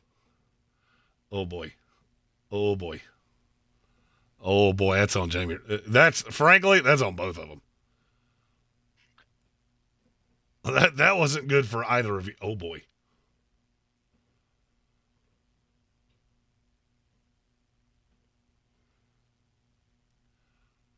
I think Jake Haener may have thrown out his hip getting that ball 40 yards in the air. That was everything he had in that. No doubt. And it wasn't great. He threw that out of the tops of his shoes. But he also threw it like a mile in the air. Like, he didn't throw that to, like, that wasn't meant to be like on a line. That was a moon ball. Like, I hope my guy comes down with it.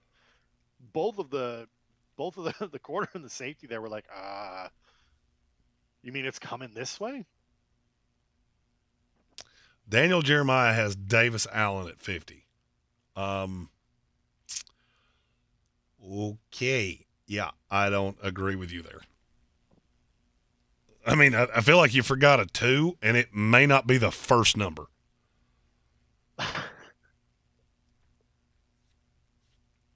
Yeah, we got 4:08 to go. I'm reasonably sure we could probably call that good. Yeah. Because this is other than staring at Cody Mock's toothless face. When that's the high side, that's a bad side. Yeah, I agree. All right, Mr. Armchair. I hope it gets warmer tomorrow. We're starting to warm up already. It's just gonna keep getting warmer. Than the abominable holy balls that you're involved in right now. Yeah, And everybody else have just a wonderful weekend. We'll be putting out some shorts on the YouTube channel tomorrow from this here Senior Bowl telecast. And some mock draft things. Have a new mock draft coming out Monday, post-Senior Bowl. Anything you'd like to say on the way out, Mr. Armchair? I appreciate everyone for the support. Let's keep rolling. Be sure to hit the like, to subscribe. Don't forget to check out the House of Reprehensibles. If you're a member already, you can find the Discord link in the member section of the YouTube channel. Jeremy's got a billion shorts coming out. You should check out all of those shorts. In fact, he loves it when you call him an idiot on his draft ones. Please, call me a fucking moron with 2 Ks back to back. It's with an IN, no G, no apostrophe. Let's go. All in all seriousness, anytime you guys like or comment, that helps the channel out, helps these guys do what they do, it helps me get on more. And I'm ready for the Monday show. I'll see you guys then. Last question on the way out. Crazy Blade said, could you see 5 quarterbacks go in the first round? I am less of that belief now. I am going to hit on that in the next mock. There is a specific reason that I believe that, and I think the one it's going to get is Tanner McKee. So I will say in this next mock, the 4 you'll see in the first round are Bryce Young, C.J. Stroud, Will Levis, Anthony Richardson. And I don't necessarily think another one is coming.